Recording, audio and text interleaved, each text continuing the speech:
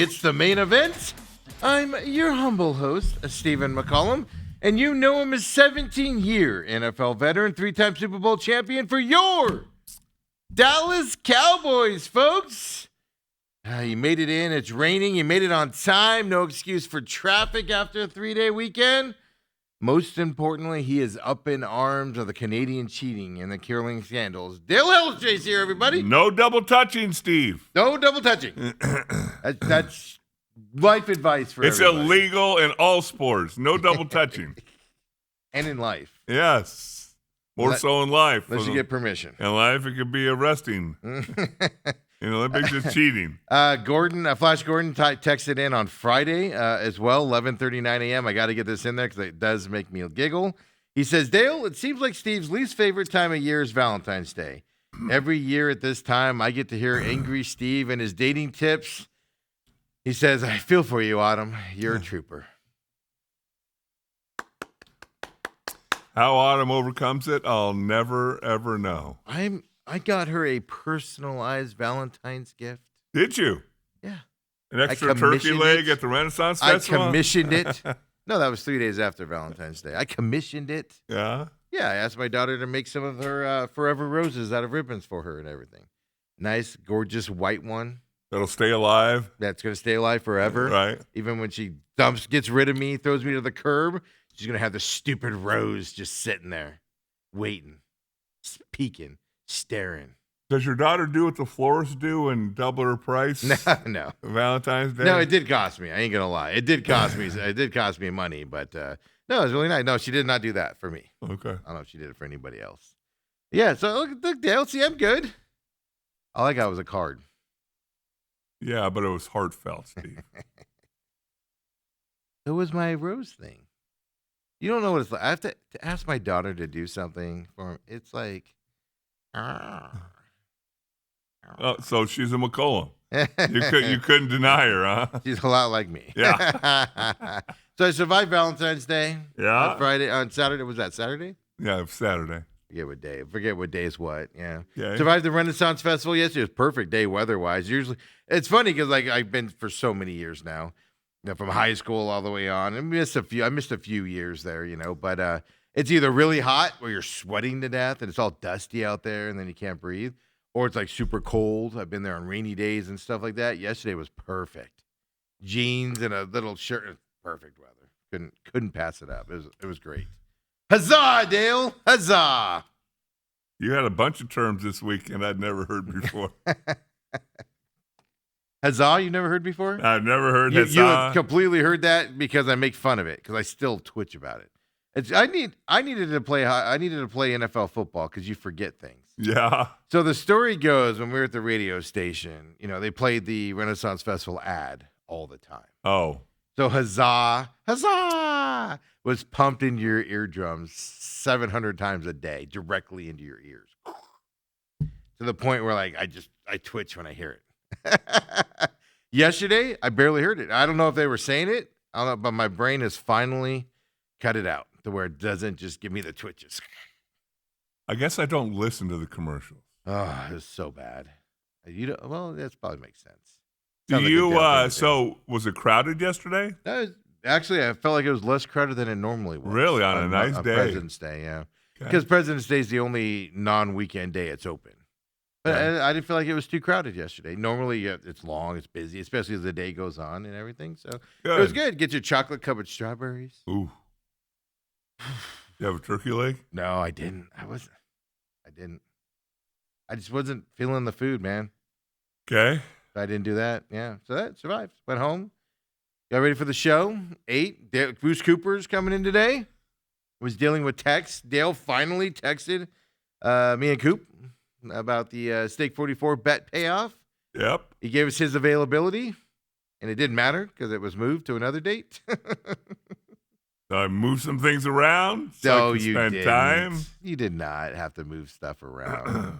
For a week and a half from now, Steve, I'm booked out till May. you're so full of it.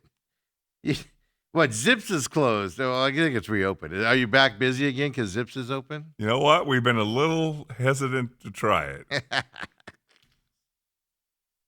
We might give him another month to get things just right. Get everything back in there. Yeah. Get it properly. Like who's the cooks right now and everything.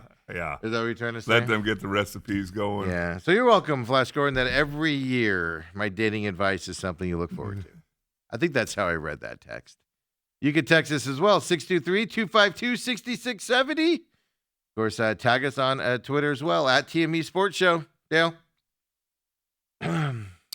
Before we go any further, Steve. We got a ton of stuff we got to talk about. It's a special, special day. I know. He won his first Daytona 500 on Sunday. Before we get into that, Michael Jordan, special day for him. I want to wish a happy, happy birthday to my firstborn, Hillary Royce. Was born on February 17th, 1992. Wow.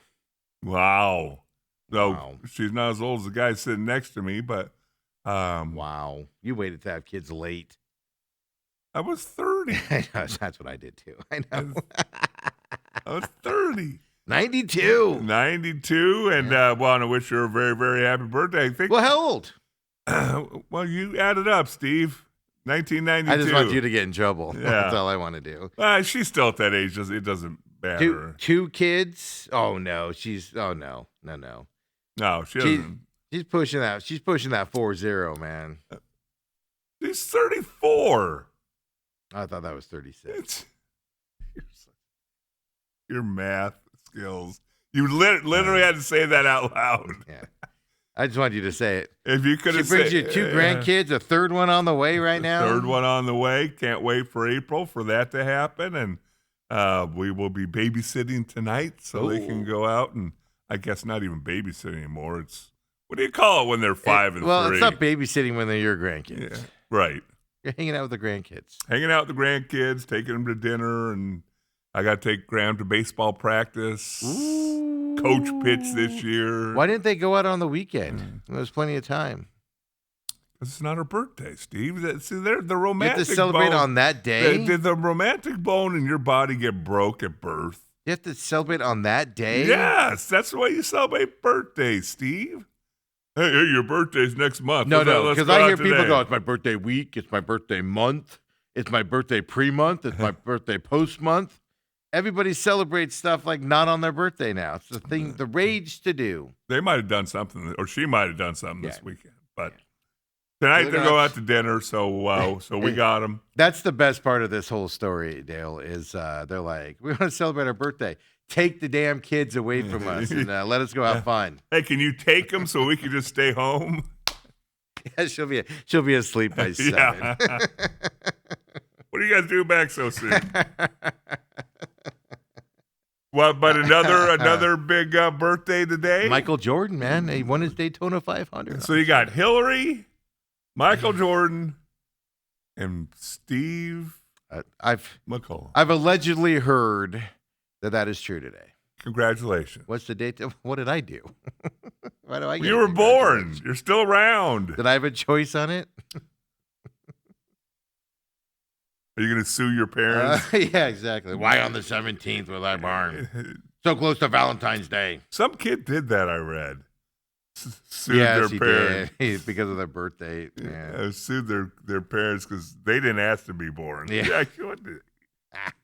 Stupid. Dumbest thing. Our world. Yeah, rumor has it it's that day. Yeah. Any plans? We got a little Texas Roadhouse tonight? No, I've heard of nothing. Oh, I bet you Autumn's got something planned. Romantic. Well, somebody's got to inform me because maybe I made my own plans. Nobody tells me anything. I'm just going to be sitting at home going, oh, nobody's got anything for me to do. Okay, I'm just going to sit here. Watching reruns of and wait. Of the what's that called when you roll the little stone down the ice? Curling reruns. Well, I know I'm not watching a lot of Olympic events because a lot of them have either been postponed or canceled, and they just gave awards to the people that finished in qualifying and stuff like that. Really? I did not see that. The snowstorm rolling through the Olympics right now. Oh, did not see that. Yeah, Winter Olympics. Too much snow. Men's and women's aerials qualification has been canceled for today as well. We don't know if they'll try to get in those snowboard slope style finals. They've already been postponed. We don't know if they're going to try to get him in today. But yeah, huge storm rolling through the Olympics in terms of snow. And it looks like the aerial events are the ones being affected, obviously. Because of the wind. Yeah, they get up in the air. Yeah. But it's also the snow. I guess it's snowing so hard you can't really see very far either. So Wow. it's going to be hard to judge it if you can't see him land. Yeah. Good looking. But no, thank you, Dale, for the birthday. Yeah. For the birthday. Hello. Well, I think that we also sing happy birthday to you at some point today. We'll wait for Coop. Go ahead. You can go now. Yeah, I'll wait. No cake, huh? And the big 49, Dale. See, mine always comes before yours, so I just reciprocate what you do for mine. Your birthday comes after mine. No. February is before June. Or July. Dang it. Is it July? It's whenever Facebook tells me. That's how I find out. And I look at it, and then if I have your number on my phone, I'll text you. If I don't, then give you a like. You do the Facebook post. Yeah. Here you go. I just thought I didn't grow up like a big we had birthday parties and stuff, but especially because mine's fairly close to Christmas too, So back then, parents were like, "Oh, your birthday's within 6 months of Christmas. You don't get anything." Wow. So I'm not a big birthday person. That's my problem. You're not a big Valentine's Day guy. You're not a big birthday because it interferes guy. with my birthday. But is there a holiday that you get pumped up for? I think all holidays are stupid. Like people are like Thanksgiving. Yeah, well, we can eat that much all day, every day. We live in America. No, you can't. You can't eat all that much on a Thursday. Well, yeah, you can. You just don't want to. But you're not. You're working usually on Thursday. Yeah, but I can eat that much every day of the week if I want to. If I want to. Wow. Yeah, and stuff like that. So no, I'm not a big holiday guy. Never have been. Well, weird. July 4th, because uh, America. Autumn, sounds like you're off the hook. You can return that gift. Yeah, so nobody's told me anything for tonight. What gift did I get? What gift did I get? That's all I care about. Just give me gifts. Praise me with gifts. That's all I care about. Wow. No, but in all seriously, thank you, Dale. Appreciate it. Yeah. We'll sing. Coop and I will sing, but I know you want to get to this Daytona 500 thing. No. I was just trying to avoid you saying it was my birthday. Michael Jordan, though, isn't that ironic? Sues NASCAR, settles it over the summer, wins the Daytona 500. Tyler Reddick, which is one of his drivers there, wins the Daytona 500, and then boom, birthday today. That's a weekend. That is a big weekend. I mean, I just went to the Renaissance Festival and watched the Daytona 500, and my birthday is today. Me and Jordan, about the same. About the same weekend. Well, between the two of you got 6 rings. Yes. And a Daytona 500 championship. Yeah. Victory. Yeah. Look at us go. Look at me and Michael Jordan go. We'll add Hillary in the two. Look at Hillary go, too. Yeah, between the 3 of you. Yeah, we're rocking and rolling, Dale. 2 rings each. Let's go. Well, Hillary's eventually going to have at least 1 ring. When Hillary bequeaths it to her. Bequeaths it. Is that the word I'm looking for? Gives it to her? In his will? Is that the word? I don't know. It's close, I think, but I don't think that's the exact word. Okay, well, I don't. That's why I don't use big words. But we'll roll. But look at Daly dressed up for my birthday too, folks. I did. I thought we're going out to lunch after. I wasn't invited to this lunch. Oh. I wasn't invited to the lunch. Wow. No. I'm looking forward to getting out of here and going home. During my alone time for a while. It'll be awesome.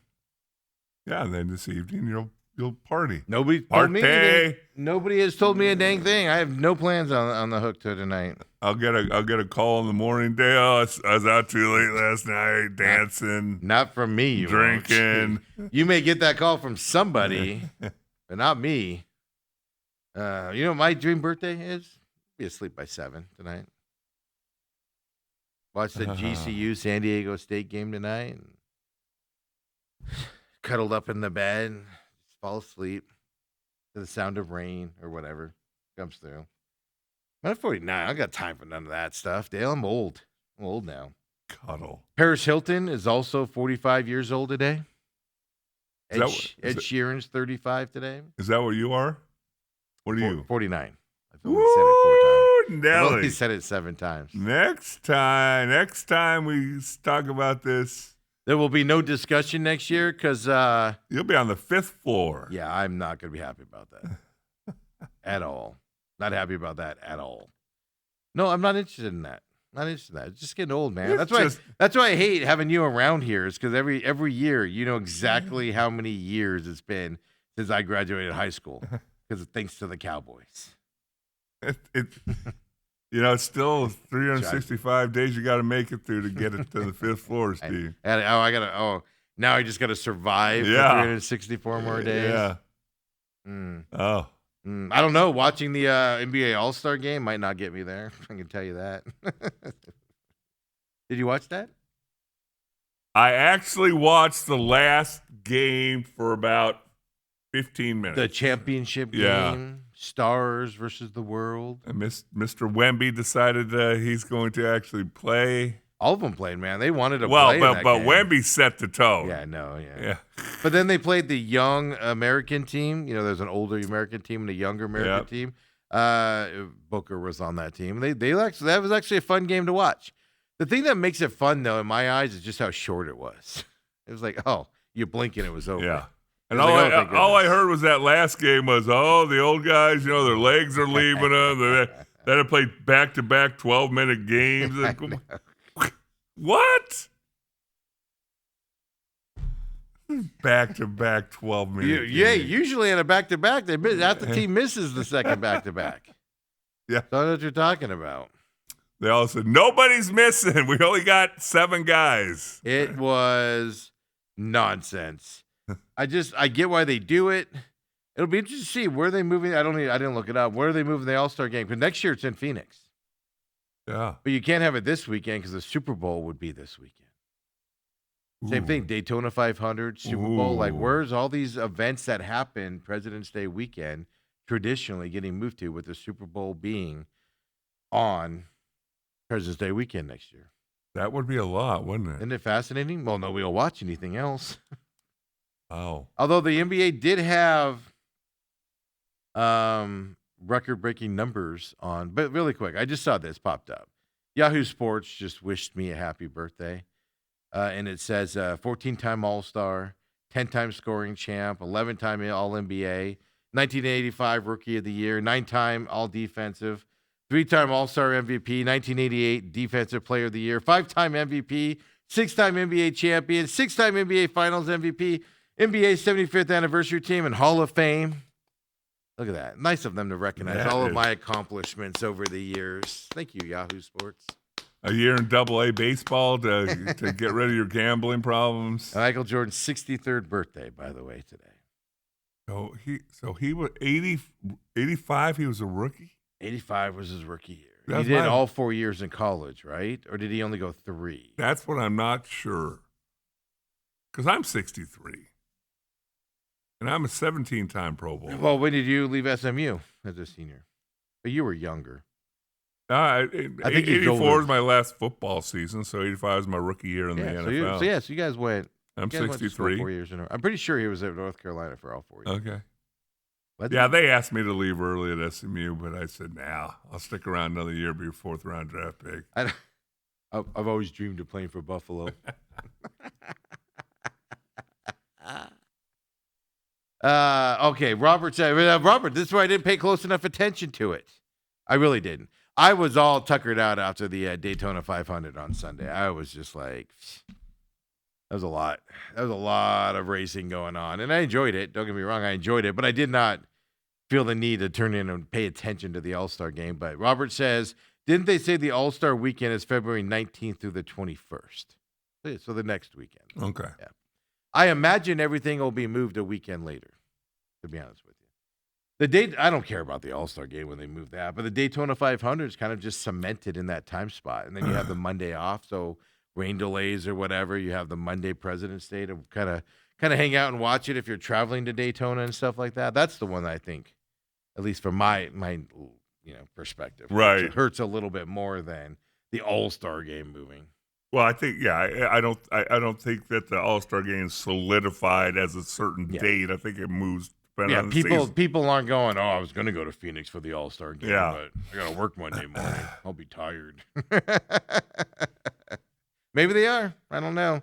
So we have at least that answered out there as well coming into this. So, we'll talk about the Olympics here in just a moment here before Coop comes on. But a couple things I wanted to ask Dale about. Uh-oh. The MLBPA head, Tony Clark, is set to resign reportedly here. Yep. To me, this is a surprise move. Came out of nowhere. I was trying to figure out if it's not a surprise move, and things to that effect. The reason why I want to ask you is, I don't know if it's still the case, but the Major League Baseball Players Association was the strongest association in all the sports. Yep. I think it's still true. I would say NBA creeping up on them, but yes. Right. We know who's last. Yes, the NFL. Yeah. Because of the amount of players and people just trying to survive, and stuff to that effect, and get their 3 years of payment, not miss a year and stuff like that. The reason why this is shocking, two reasons. If you don't know, the CBA expires at the end of this year. And there's going to be a complete battle coming up. Oh, yeah. This year as well in terms of, salary cap and things to that effect. Is this a weird time for him to be? Now, there was a federal investigation. Well, therein lies the rub. There was a federal investigation. But is this good news for baseball or bad news for baseball? Well, I think they have somebody. I was reading the article. Bruce Meyer, he's the lead negotiator under Clark. He doesn't. Yeah, Clark isn't in there negotiating. The big person never is. They get involved at the end, so there's other negotiators. But he sets the tone. But what it does do is that the way these things go in a negotiation year, the Major League Baseball Players Association was set to meet with every team in spring training. Yes. And the first meeting was supposed to be Tuesday again with the Cleveland Guardians. Mm-hmm. And then they'll make their rounds to the Grapefruit League and then come out here and all that. But that's been canceled. Yes. And so with, And it was canceled this morning. Yeah. Last minute. This is a last minute resignation coming is what I'm getting at. This isn't like he's been planning it for weeks. Well, again, I don't know a whole lot about this Eastern District of New York's investigation. Yeah. And alleged financial improprieties at the union. Well, they're using licensing money in equity to enrich themselves, is what it is. Imagine that. So they were allegedly, they're being accused of taking money for the union and spending it on themselves. Like, I'm going to take union money and go to Hawaii with the family. Let's meet. Let's meet in Bora Bora. Exactly. That's the charge against him. Yeah. And if he's resigning, that probably means not good news in terms of that. I would imagine that they have gotten word of something. Yes. And you don't want that to be a distraction once the negotiation. Well, I'll put it this way. They got word of what he knows he did. Yeah. And he's like, oh, they caught it. All right. Time to move on as well. This is this is so interesting here. Like I said, because you're involved in a union and you were in the 84 strike? 87 strike. 87 strike. You were involved in that stuff. I know it's different unions and stuff to that effect. But the union's opposed to a cap, and the owners are going to push for a cap this year. Yep.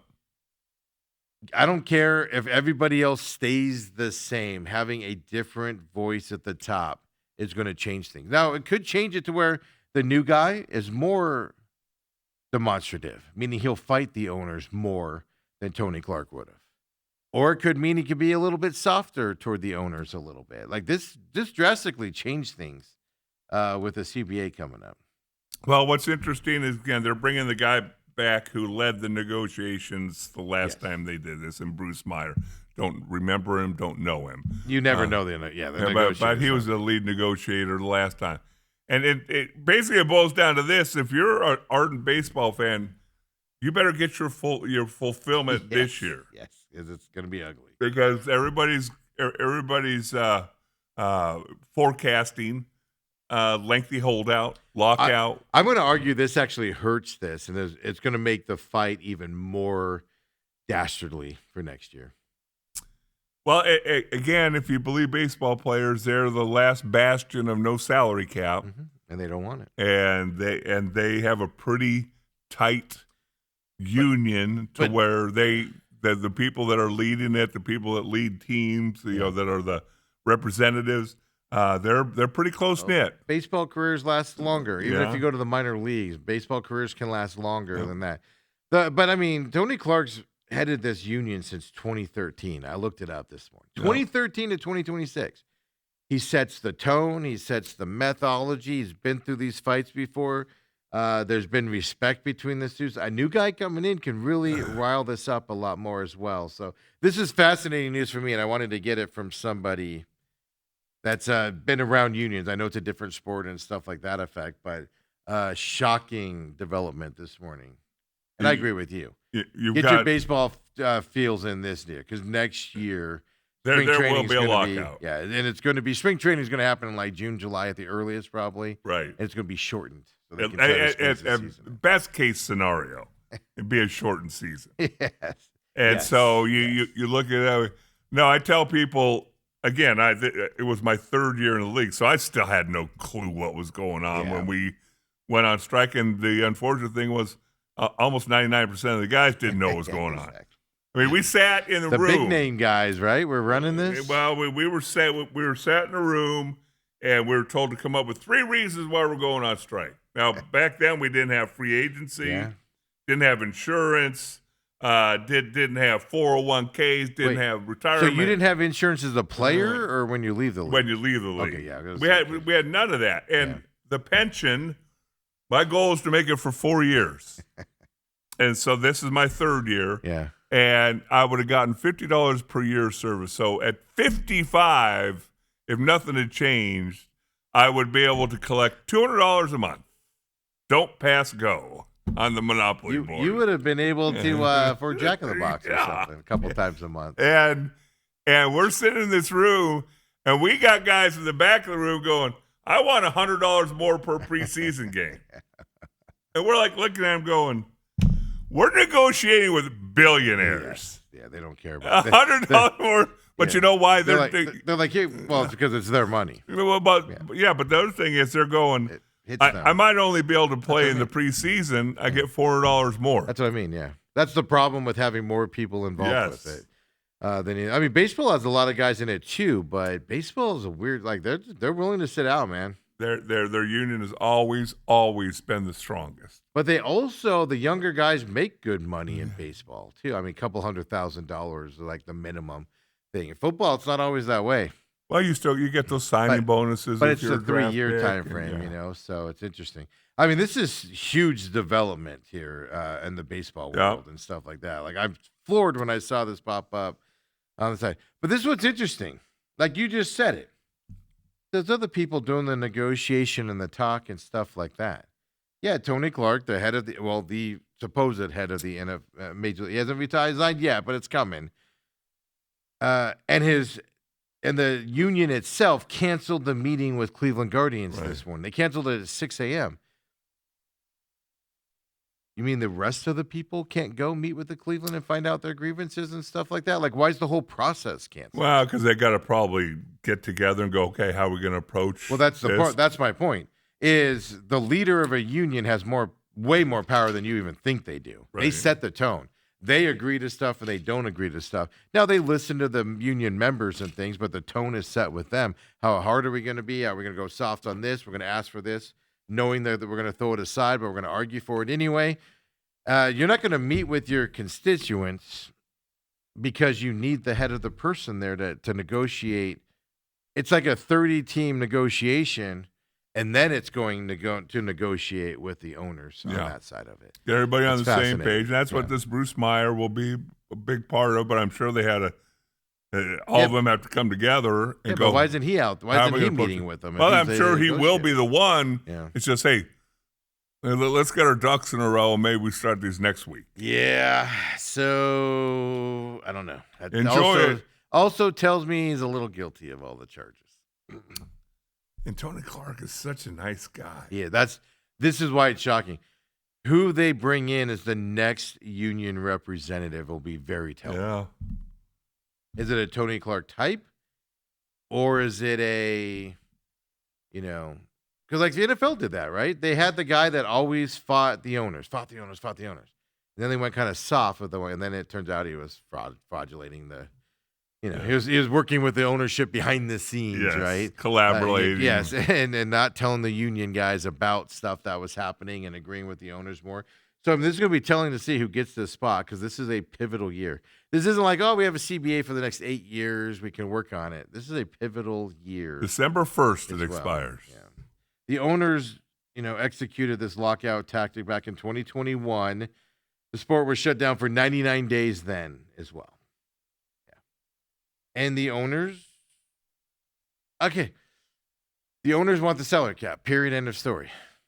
And you could think the Dodgers and the Mets owner, over the weekend, I've got the same amount of money the Dodgers do. Well, then spend it that way, Tiger. Quit bragging about it.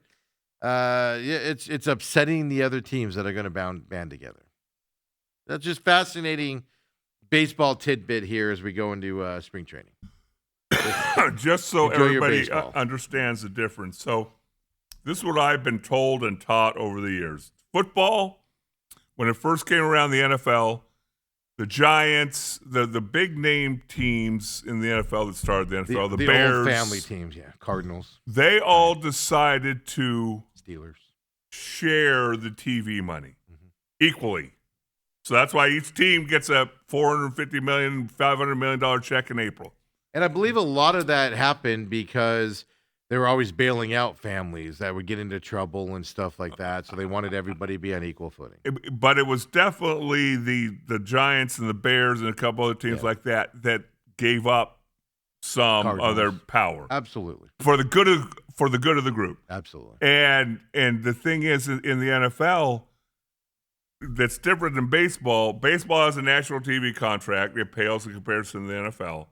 But each team now negotiates their own local TV contract. Yes. And they're all being affected by this regional shutdown. And so whatever the Diamondbacks are getting this year. Not as much because they're losing money. They're losing the amount of money because Bally's shut down. And whatever it is that pales in comparison to what the Dodgers get from their local TV package. Nobody gets what the Dodgers get. Or the Yankees. Or probably the Mets. They all have their own. They own their own regional networks. And the NFL does not have that. Yeah. That's why you can do a salary cap. Nobody complains about it. Everybody has the same amount of money to spend. In theory. Yeah. They do with it what they want to do. In theory. But you can't, say they don't have money. But like Jerry Jones is sued to go and get, Pepsi in his thing, even though it was a Coke league at the time, because he could get a better deal from Pepsi inside the stadium. That's why you have premium seats don't get spread around. That's why you're seeing Michael Bidwell add the casitas and all of that stuff, because he gets to keep that money instead of spreading it everywhere else and around the league. You share the ticket revenue. There's rules that you can get around as an owner to improve your allotment of money to keep it, as opposed to giving it around. Whereas in baseball, it's very, heightened. Now, the owner of the White Sox has always wanted a salary cap for years. Always wanted one. And other owners were like, we don't need one. We're not doing that. That's stupid. We're not doing it. And it's amazing how the tide has turned all these years later. Well, there's more and more teams that have been priced out. Yeah. Well, that's the problem. When you get, here's the problem. You're letting basketball seeing this right now as well. Right? The buses, right, are dying off. Those owners are dying off that were in the league for a lot of years. Right. Colangelos aren't involved anymore, stuff like that. So you're getting these young, rich guys that are just like, I want to spend all my money. Right, Matt Ishbia? And, so they want to do it their way. And this is how we do it. I don't care. I'm billions of dollars. I'll just do it this way.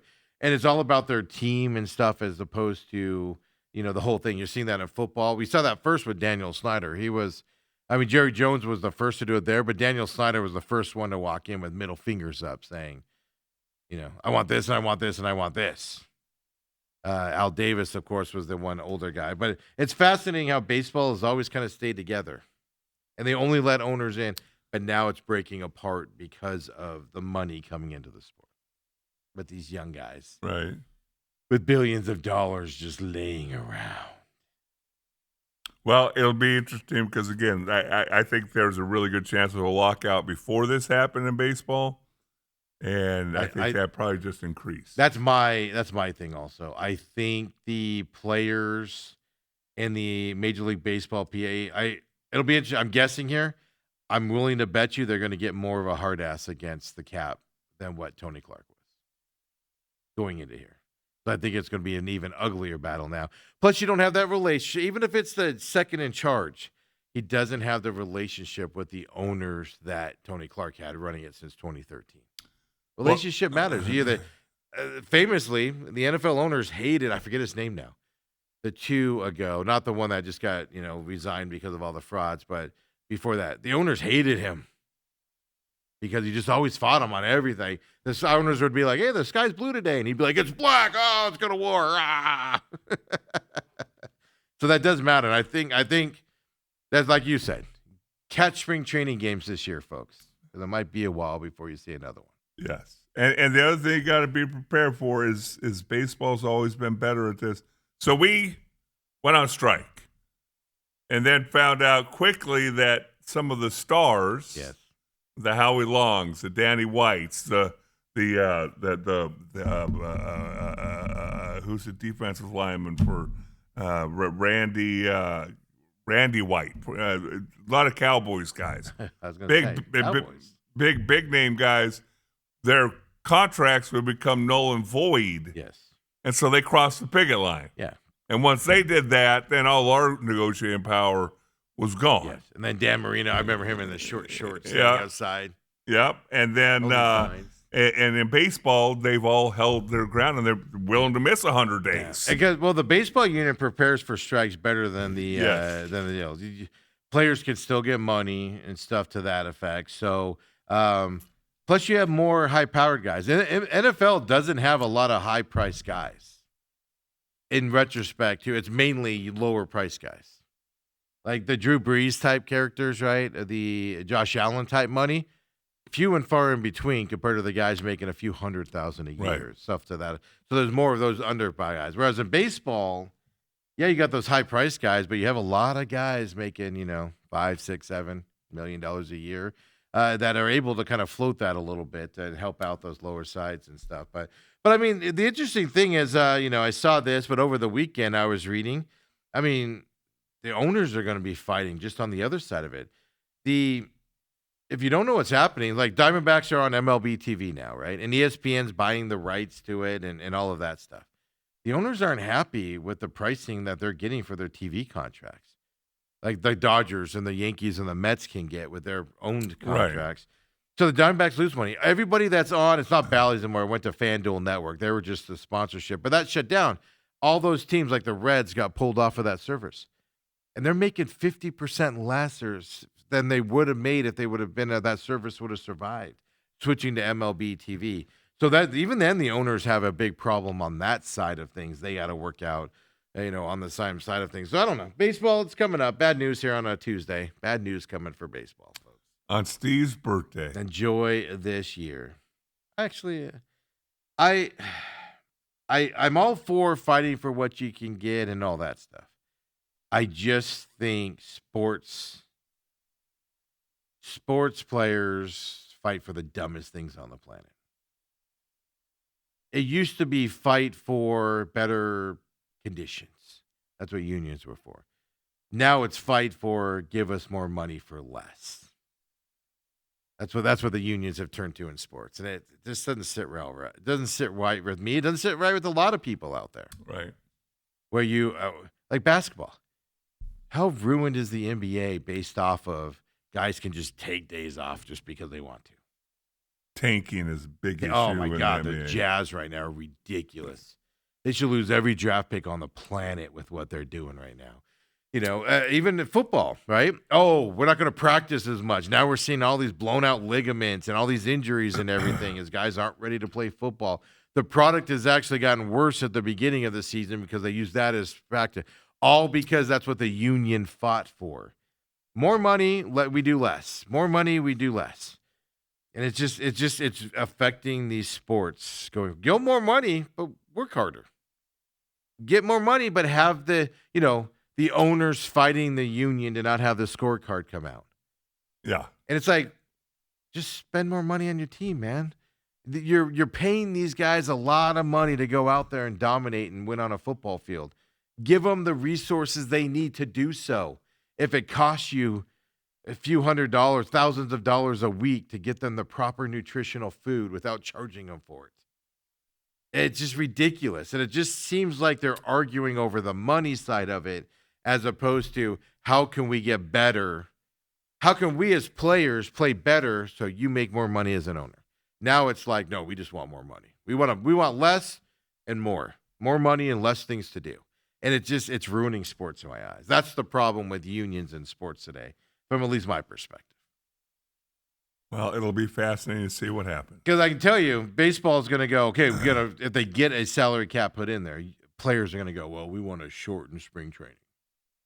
We want to work out less. Or we want mandated days off. It's going to be fascinating to see what happens, because that is one thing that the union has always said we would never agree to is a salary cap. I know. Well, it could just be as simple as we want more money, but we only want to play 140 games in a season. Like it's give us more money for less.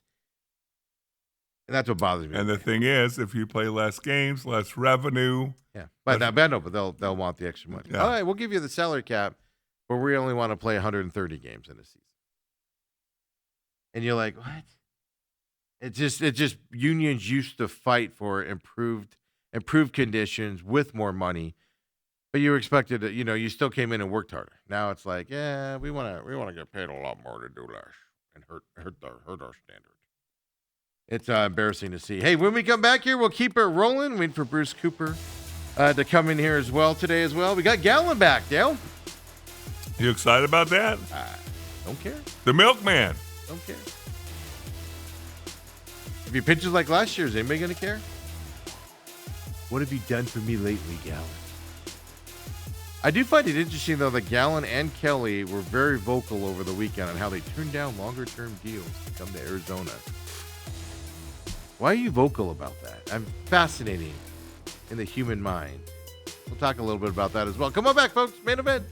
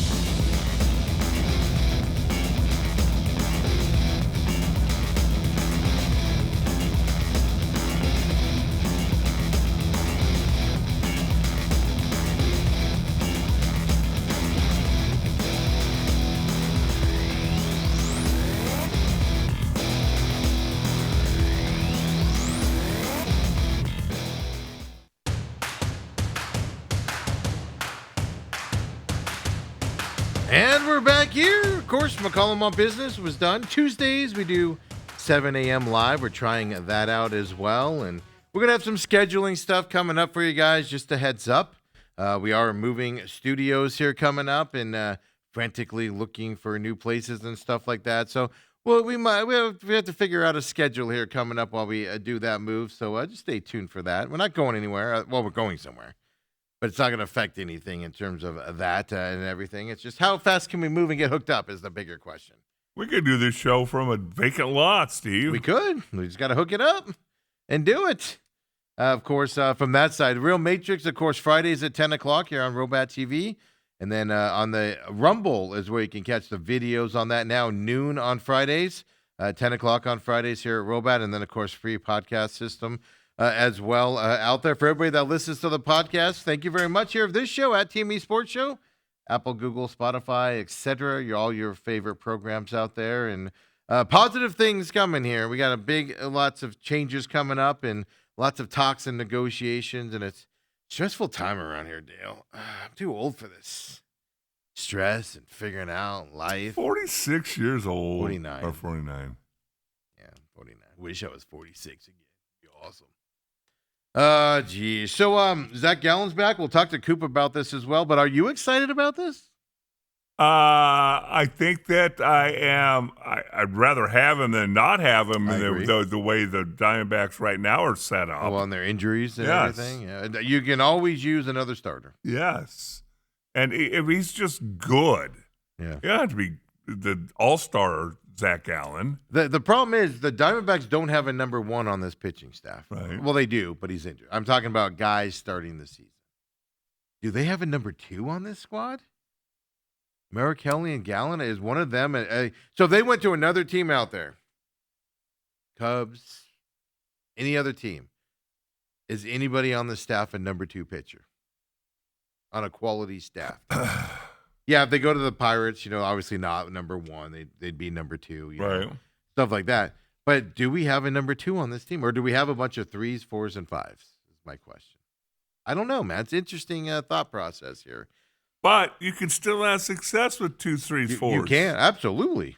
Absolutely. I mean, we've seen that, right? Some of their bullpen guys. The thing that drives me nuts about bringing Gallen back is these young guys, right, that have shown promise. They get relegated to the bullpen until somebody gets hurt, and then they get called up. Are we developing these guys properly? Some of these guys deserve shot. Obviously fought, right? Like Tommy Henry. What are we doing with these guys? It's a fascinating discussion to pay attention to as spring training goes on. I don't have a problem bringing Gallen back. I think he's, he picked up at the end of last year. It's just he could have signed the qualifying offer for 1 year, $22 million. Yeah. I'm looking at this from a player's perspective. Now, he signed a 1-year deal with the Diamondbacks for $22 million. He's only going to get paid $8.5 million this year, I think it is, $8.5 million. The rest of it's going to be paid out over the next 5 years. And So deferred money And guess what? Without interest. without interest. Just what are you doing as a player in this scenario? Does this make any sense as a player? Well, again, I'm just wondering, because I'm reading more and more about the Scott Boras dude. Yeah, he's screwed up 3 contracts in the last 3 years. You just wonder when somebody's going to go, you know what? I think your days have gone by. Jordan Montgomery fired him after that right. disaster. But how many guys are going to say, you know what? Not sign with him in general. Yeah. Well, oh my gosh, I just forgot. He's with the Dodgers now, but he signed with the Giants late in that season when Jordan Montgomery came here. Because he just tells them to wait, and then they have to make the decision to get into camp, and they're signing for less. Mm-hmm. I mean, look, to them, does it matter if you're, 8.5, you're getting 8 this year and then 4 for the next 5 years? Maybe they're looking at it as, hey, it's still good money, whatever. Yeah, but you could have had all 22 if you just signed the qualifying That's offer. my offer. And then you were sitting around all summer just waiting. The agent, they weren't just like, hey, wait, hold. And do you believe Merrill Kelly and Zach Gallen both talking about they turned down better offers from other teams to come back to the Diamondbacks? I just don't believe that. I just don't believe it. Well, maybe not better offers, but Multi-year longer offers. term. That's what I'm getting at. Longer term offers. And they're implying longer term offers for more money is what they're implying. But there's no way. They may be 2 or 3 year deals, but they're not For larger sums $22 of million money. a year. Why wouldn't you sign a 3-year, $22 million deal someplace else? Right. $66 million over 3 years guaranteed. It's more than Yeah. Zach Gallen's made anywhere else. But so maybe it's one of those where, hey, we'll give you 3 years and $40 million. That's the thing. That's what I'm getting at. And you're thinking, hey, The market wasn't there for him. right. So again, another misleading moment by Mr. Boras. But some of that misleading, though, could be because teams don't want to tie up money with the salary cap goes into effect after the CBA. And all of a sudden, you're strapped with guys, huge money on guaranteed contracts. And all of a sudden, you're like, we got to pare some money down here. So that could fall into it too. It's going to be fascinating to see because obviously there's going to have to be some grandfathering and Yeah. Because what are the Dodgers going to do with Ohtani and Well, it's deferred money. You know, I told you guys before. I actually don't care if there's a salary cap or not because just because there's an upper salary cap doesn't mean teams are going to spend to that level. Right. Let's say the upper salary cap's $300 million. Great. Pirates still aren't going to spend even close to that amount. But that's why it was so important when the NFL put in their salary cap, they also put the salary floor. But what you do on the salary floor, the problem with the salary floor is, okay, you have to spend at least 190. Well, you're taking like somebody that doesn't qualify for the money. Like, we got to hit that salary floor. Mm-hmm. So AAA guy, we're going to pay you an extra $1 million this year to get us to that floor level. Doesn't mean you're improving. It just means you're spending money where you probably shouldn't spend it to hit that floor level. I think the bigger thing to me is no more deferred money for baseball. That should be the concentration more than the salary cap. Now, if you defer money, I did read this a couple weeks ago. If you defer money, like in the NFL, if you sign somebody to a large deal, all that money goes into that. You got to have that money up front. Yes. And it goes into an escrow account, earns interest for the team, so they make money off of it. So if you sign somebody to a $100 million contract in football, you got to put $100 million into an escrow account. So the money's safe, right? So they can't do it. Baseball is the same way. So like Ohtani's money is sitting in a bank account somewhere earning money for the Dodgers on interest. Right. And they don't have to pay him until, he's 57,000 years old or something like that. But I think the deferred money is what they need to negotiate. You can no longer defer money in baseball. Yeah, fine. Pay a guy $600 million a year. Cool. Better have it because you're not deferring it over the next 30 years. I think that'll help clean stuff up in baseball as well out there. Robert says the Dodgers don't have to share as much of their TV revenue as other teams. Yeah, that was the whole bankruptcy thing. See, like Cohen, the owner of the Mets, he's just a cajillionaire because he's a money guy. He's a cajillionaire. He's in charge of funds that are worth billions and billions of dollars, and he gets percentages of them and stuff like that. But yeah, that's the other issue. Is the Dodgers don't have to spend their TV money because to save the O'Malley family, to keep it during their divorce, they made a deal where they got to keep more money to keep them afloat and all that stuff. So it is unfair toward the Dodgers to that. But if the Dodgers wasn't allowed to defer money, would they sign these guys for the amounts they're signing them for? But you obviously there's a limit. Twice. Everybody has limits. Yeah. Everybody has limits. But that's where salary cap would come in too. Then the salary, so double hit there. Yeah. From that perspective as well. Robert says also, wonder if Clark thought he was a congressman. Yeah, political shot in there as well for him. I'm surprised you've let this story just simmer, Steve. Which one? I thought you could make a phone call. It's going to take two off seasons for Chase Field to fix air conditioning units. Okay. You couldn't do that in one off season, Steve? I mean, you got a guy. You got a guy. You couldn't have started that this off season. We literally just voted you more money, and you put a new scoreboard in. This is why I don't want to talk about it, Dale. It makes me angry. Y'all were suckered by the Diamondbacks. Then next year they're going to say, so enjoy sweating in the sauna that is Chase Field this summer, but at least you'll be able to see the scoreboard through the sweat running down your face. No, it's an absolute joke of it. It took them how many years to fix the roof? Yeah. It's just they don't want to put money into this team. They're always an excuse to not improve things over there at Chase Field. Always an excuse. It drives me nuts. It drives me batty. Air conditioning here in Arizona should be the first thing you fix. Period. You got the pool there, Steve. But not everybody can go in the field on the pool. It is ridiculous. I went to a game. I didn't go to a game last year. I went to a game 2 years ago, and I thought I was going to die at one point. Like, what the heck is happening in here right now? And I was just standing in line for the food, Dale. The long line, you said. No, I'll just say it. Well, at least you got a new scoreboard and a new double advertising board there, so they can increase their revenues, Dale. So that's good. Good for the Diamondbacks. Just dress warm. Maybe they're going to sell more drinks and everything because it'll be so hot in there. I just don't get it. I understand why it's going to take Off seasons. a long time to fix it, because if you don't know, downtown Phoenix has a cooling system underneath that they're part of. So they have to change the whole system, the whole format, stuff like that. But at the same time, that can be done in 3 or 4 months, right? With the right contract. You know what that tells you, Dale? Don't want to. We have money going to other things like the new scoreboard. Well, Steve, you can't spend money on everything, for crying out loud. We need a new scoreboard. They just updated the scoreboard a few weeks ago. That was a big thing at FanFest. I mean, a few years ago. Yeah, the FanFest. It was, oh my God, look at the new scoreboard. We're sweating to death. On Saturday, we're sweating to death in here, but hey, we got a new scoreboard. Somebody's going to be singing in the outfield. One of those home run balls is going to be flying toward their face, and they're not going to see it because they're wiping the sweat off their face, trying to see it. Right in the face.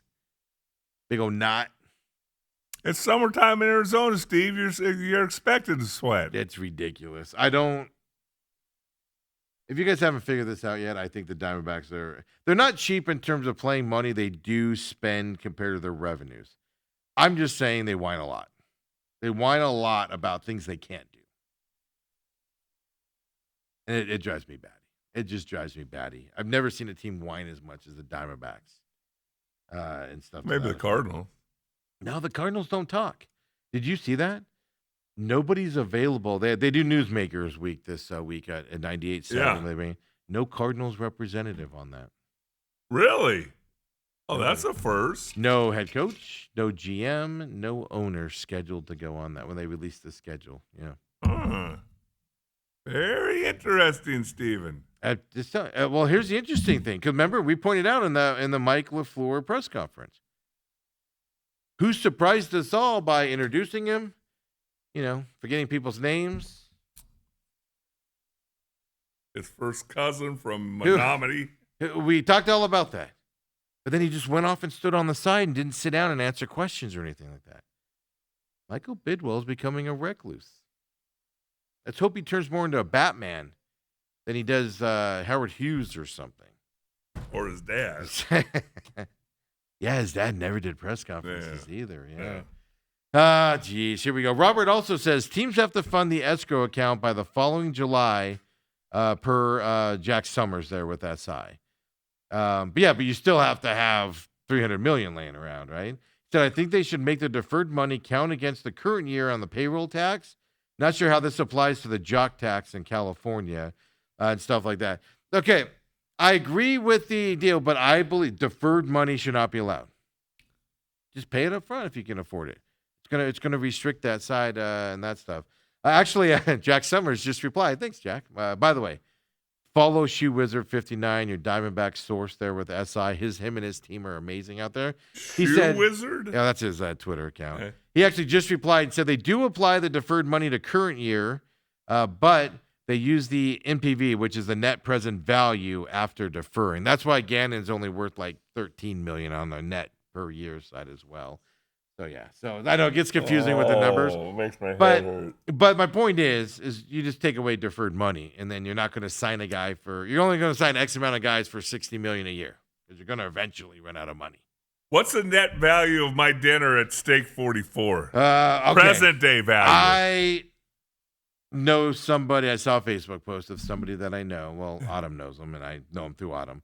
An ex-Major League Baseball player. That was at Steak 44, and they ordered the tomahawk steak. They did not put how much they spent. Right. But that thing looked expensive and big.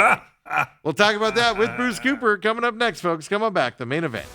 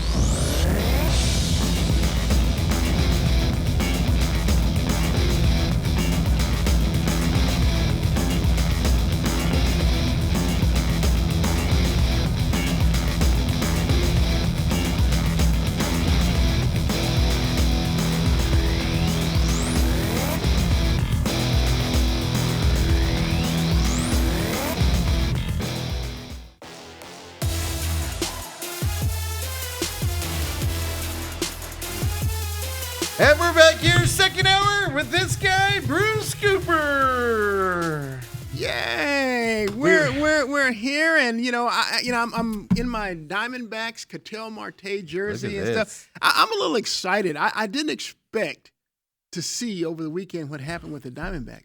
I mean, I thought for sure Zach Gallen was gone. Are you freaking kidding me? All of a sudden, I love the Diamondbacks rotation, especially when you consider Corbin Burns should be back around the All-Star break or whatever. But I mean, I was very concerned. Eduardo Rodriguez, I think he's another mad bomb. Mm-hmm. I mean, just an overpaid flop. And then there's Michael Soraka, who has a history of injury. I mean, Yes. look, I'm like, well, you're down to a 3-man rotation, but all of a sudden, when you bring back Zach Gallen, who clearly had other options of multi-year, but he's betting on himself, a 1-year deal, and so that's got to bode well for the Diamondbacks. And then I started looking at their roster. Look, I got to admit, I would rather have seen Paul Goldschmidt back at first base as opposed to Carlos Santana. Yeah. I know Goldie can't sing as good as Santana, but that came down to money, though, didn't it? Well, you say that, and then you see that they went and extended themselves with the deal with Gallen. And so maybe that factored in. I don't know. I know Santana's put only $2 million. I think Goldie went $8 million for. There's a big difference there. Yeah, but look what they had to do with Gallen's contract in order to get him to fit into that. It's deferred money. I mean, heck, look, if the Dodgers can do it, well, heck, so can the Diamondbacks. We got a whole hour to talk about this nonsense. He's looking up the Steak 44 menu. I just pulled up the Steak 44 menu. Hey, Cooper, are you a caviar guy? I'm not a caviar. If you haven't caught on yet, we have a date for the bet here between these two gentlemen, and I'm tagging along with it as well. We have a date officially here coming up the next week. It'll be next week and everything. So Dale's just salivating, but no, Russ Ortiz, who Autumn. I know. Be careful because I know him. Autumn knows him well and everything. He posted a picture on his Facebook page. That was a horrific contract. Come on. Well, I don't disagree with you. Oh, trust me, I do that because. Like when she first told me she knew him, this is a funny story. And she's like, "Hey, let's go." We were at NASCAR. And we're like, "Hey, let's go over and see Russ Ortiz." And I was all, "That guy sucked here. What?" So then I had to go and I had to be like, "Oh, how you doing? Great to meet you." Yeah, fantastic. Don't bring it up. Bring up the Braves days. Yeah. I know, but it does cry. And then it's funny, his old partner hated him because he's like, "You stole money" or whatever. So he found out one time that I knew him and talked to him and stuff like that. He got all mad at me. And I'm like, what do you want me to do? The guy took the money. Who cares? Like, right? But anyway, he was at Steak 44 with a couple of his friends. A bet also. They ordered the tomahawk steak. Does it have the price for the tomahawk? This thing looks huge. Had the big bone on the outside, and it looks huge on that thing. Bone in, Kansas City strip, bone in. This thing was amazing. I bet you they dropped. Several $100. You guys can eat all the steak you want. Bottom line is, you know that I'm going for the seafood. I'm not a steak You're guy. going for the bad thing. Not a bad choice. And I just wish I could stomach caviar, but I can't. So you're off the hook there. And what's your seafood of choice, Coop? Well, there's a number of things there, Dale. I like the redfish. I like the swordfish, also the halibut, and salmon. Yeah. Salmon. I'm good with those things, but I also like the little. You can order it with an extra. What's that little sauce they add with it? Like with shrimp and the cocktail sauce. No. It's like a a creamy thing that you can lay over the top of your. So you've been to these states. You're already out of my realm here. Yeah. I have to rent a tux for this now. I'm being told it's going to be an amazing night there as well. So. I'm just going to get up there. I'm going to print this out. I'm going to put it in my bedroom on the mirror, and every morning just look at it. Okay, hey, a bone in. I'll tell you this though. They have their shrimp cocktail. Yeah. And I mean, they're jumbo. Yeah. I mean, super jumbo. I will be getting that as well. So here's the deal. The bone-in Wagyu tomahawk, which is what Russ Ortiz and his buddies got. 46 ounces, $295. Wow. Let's hope Dale can eat it all. No. Do you get a T-shirt if you eat it? I can get a fillet. I'll get just a fillet. That's all. That's actually under 100, so Dale's doing a good thing there. No, and I might even help you with the bill. No, I got the bill. But I'll do a shrimp cocktail. I'll do a fillet and some kind of side, and I'll be good to go. We're good. All We're right. good. Coop? Yeah, so I saw Yeah. that over the weekend. Yeah. All I know is Coop's retiring from Channel 12. It pays good. Yes, it must.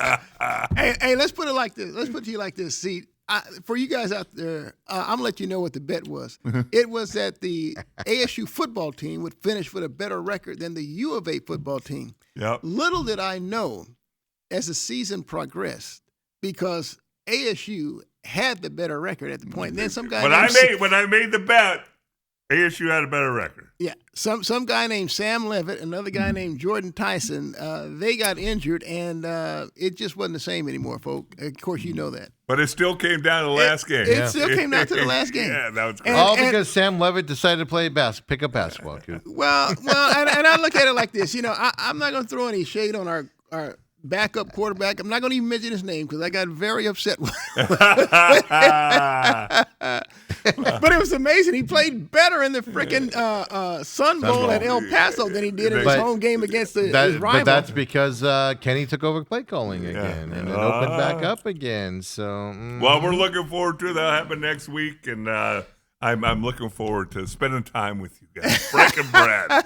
Breaking some bread. I'm in my mouth. I'm one of everything, please. Hey, it's Steve's birthday today. Oh, well, I don't It's know why also we have my to announce daughter's that. birthday. Yeah. Oh. Michael Yeah. Jordan's birthday. Michael I look Jordan's forward to that. birthday. I support Michael. Well, gee, what is today? The February the what? 17th. 17th. Wow. The wow. day of kings and queens, Coop, is what it is, apparently.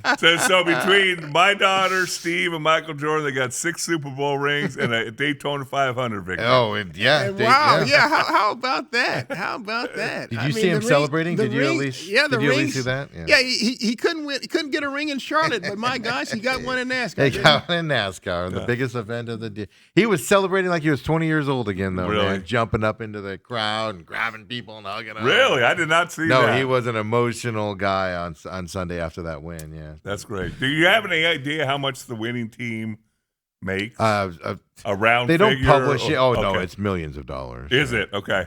Okay. Yeah. I was just curious. Plus, they get more sponsors.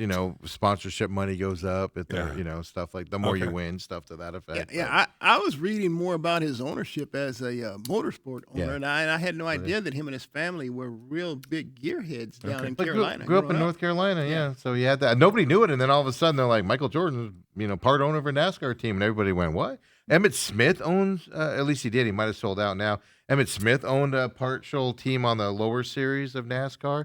A lot of these guys that you don't expect are buying into the NASCAR side of things. Then you find out where they grew up. It's a big thing, and they were into it back then. Things to that effect. It is shocking when you see that. Yeah, I think Brad Doherty, former He's- Cavalier, he's, was up in he's there. there. As well. He has a team. Yeah, he has a team as well. Yeah. So to change subjects real quick, I have a question for you guys. Okay. Will he or won't he? After Devin Booker sat out last Thursday, then did the 3-point shooting contest, then played a lot of minutes in that All-Star They were game. 6-minute games. Is he 12-minute games? Is he going to play Thursday, or do you think he needs to recoup? Oh, there's no question he'll play Thursday. Yeah? Absolutely. Look. When you have Dylan Brooks who has to sit out a game to serve his technical foul penalties, Right. there's no way he That's sits. the I problem. mean, he's too competitive. Okay. And so what I'm anxious to see if this is the time of year when Jordan Ott starts maybe looking more at some of his first round picks. I mean, Kaman Malawak and Rasheer Fleming is the guy to me. They're the first pick of the second round. His length, his athleticism, I think is just being tremendously underutilized. Mm-hmm. I think he can be a defensive savant for some of the taller guys that take advantage of some of the smaller guys like Gillespie and Jordan. At a Goodwin minimum, defensively. get him out there and get him 5 fouls. Yeah. Give him the experience. Well, right? yeah. When you look at some of the other teams that have used their size against the Suns, I'm just hoping this is the time that. And there is some size coming Thursday, I think. Oh, yeah, there is. There is. At least one guy. Yeah, there is. Well, There the is. interesting thing with Malowich is I read over the weekend, he's on pace right now to blow out the record of least minutes played by a Yeah. top 10 pick. Yeah, Because usually top 10 picks are on bad teams and they play from the jump and Yeah. stuff to that, and they're just not usual. Now, him I can understand with his size, and he's got to learn. He's 19 years old, folks. But Fleming is the one that shocks me. It's like Dunn last year. Put him out there. He does good Yeah. things. Put him out there. See what he can do. Yeah, and to your point about Malawak, I mean, look, he was projected to play a lot coming in this year, given the fact that Mark Williams can never stay healthy, Mm-hmm. Yeah. the fact that the Suns were projected to win, 31 games on the year. Yeah. Right. But they've been one of the top Yeah. 7 teams in the West from day one. Right. And so they've surprised a lot of people, and so that's helped to minimize some of Malawak's service on the The court. thing that they're doing differently with him that I like, though, because the G League's here in town now, like you didn't have that for a lot of years, is he's going down and he's dominating at that level. Yeah. What would worry me the most is if he goes down to G League and then looks terrible down there. Yeah. Then you'd be like, uh-oh, we made the wrong draft pick here. So it is good that they're able to do that now with that G League team down there from that side of it. No doubt about it. And the fact that you have to keep knocking yourself upside the head and remembering that the kid's only 19 years you old. forget. What the, And he started playing basketball in 2019. Heck, he Yeah. was a big soccer guy, you Yeah. know. And so his ceiling and his is still well ahead of him. And so that's a great point there. Right. The other thing is the reason why Devin Booker is not going to sit out on Thursday is because Adam Silver is really coming down on these teams for tanking. I know the Suns aren't going to be tanking and stuff like that, but that's going to be a big game, a watch game on Thursday night. I don't know if it's nationally televised or whatnot, but it is the Spurs. So and speaking everything. of that, because I know he addressed it over the All-Star weekend, what is he supposed to do about tanking? Well, What can the commissioner actually do?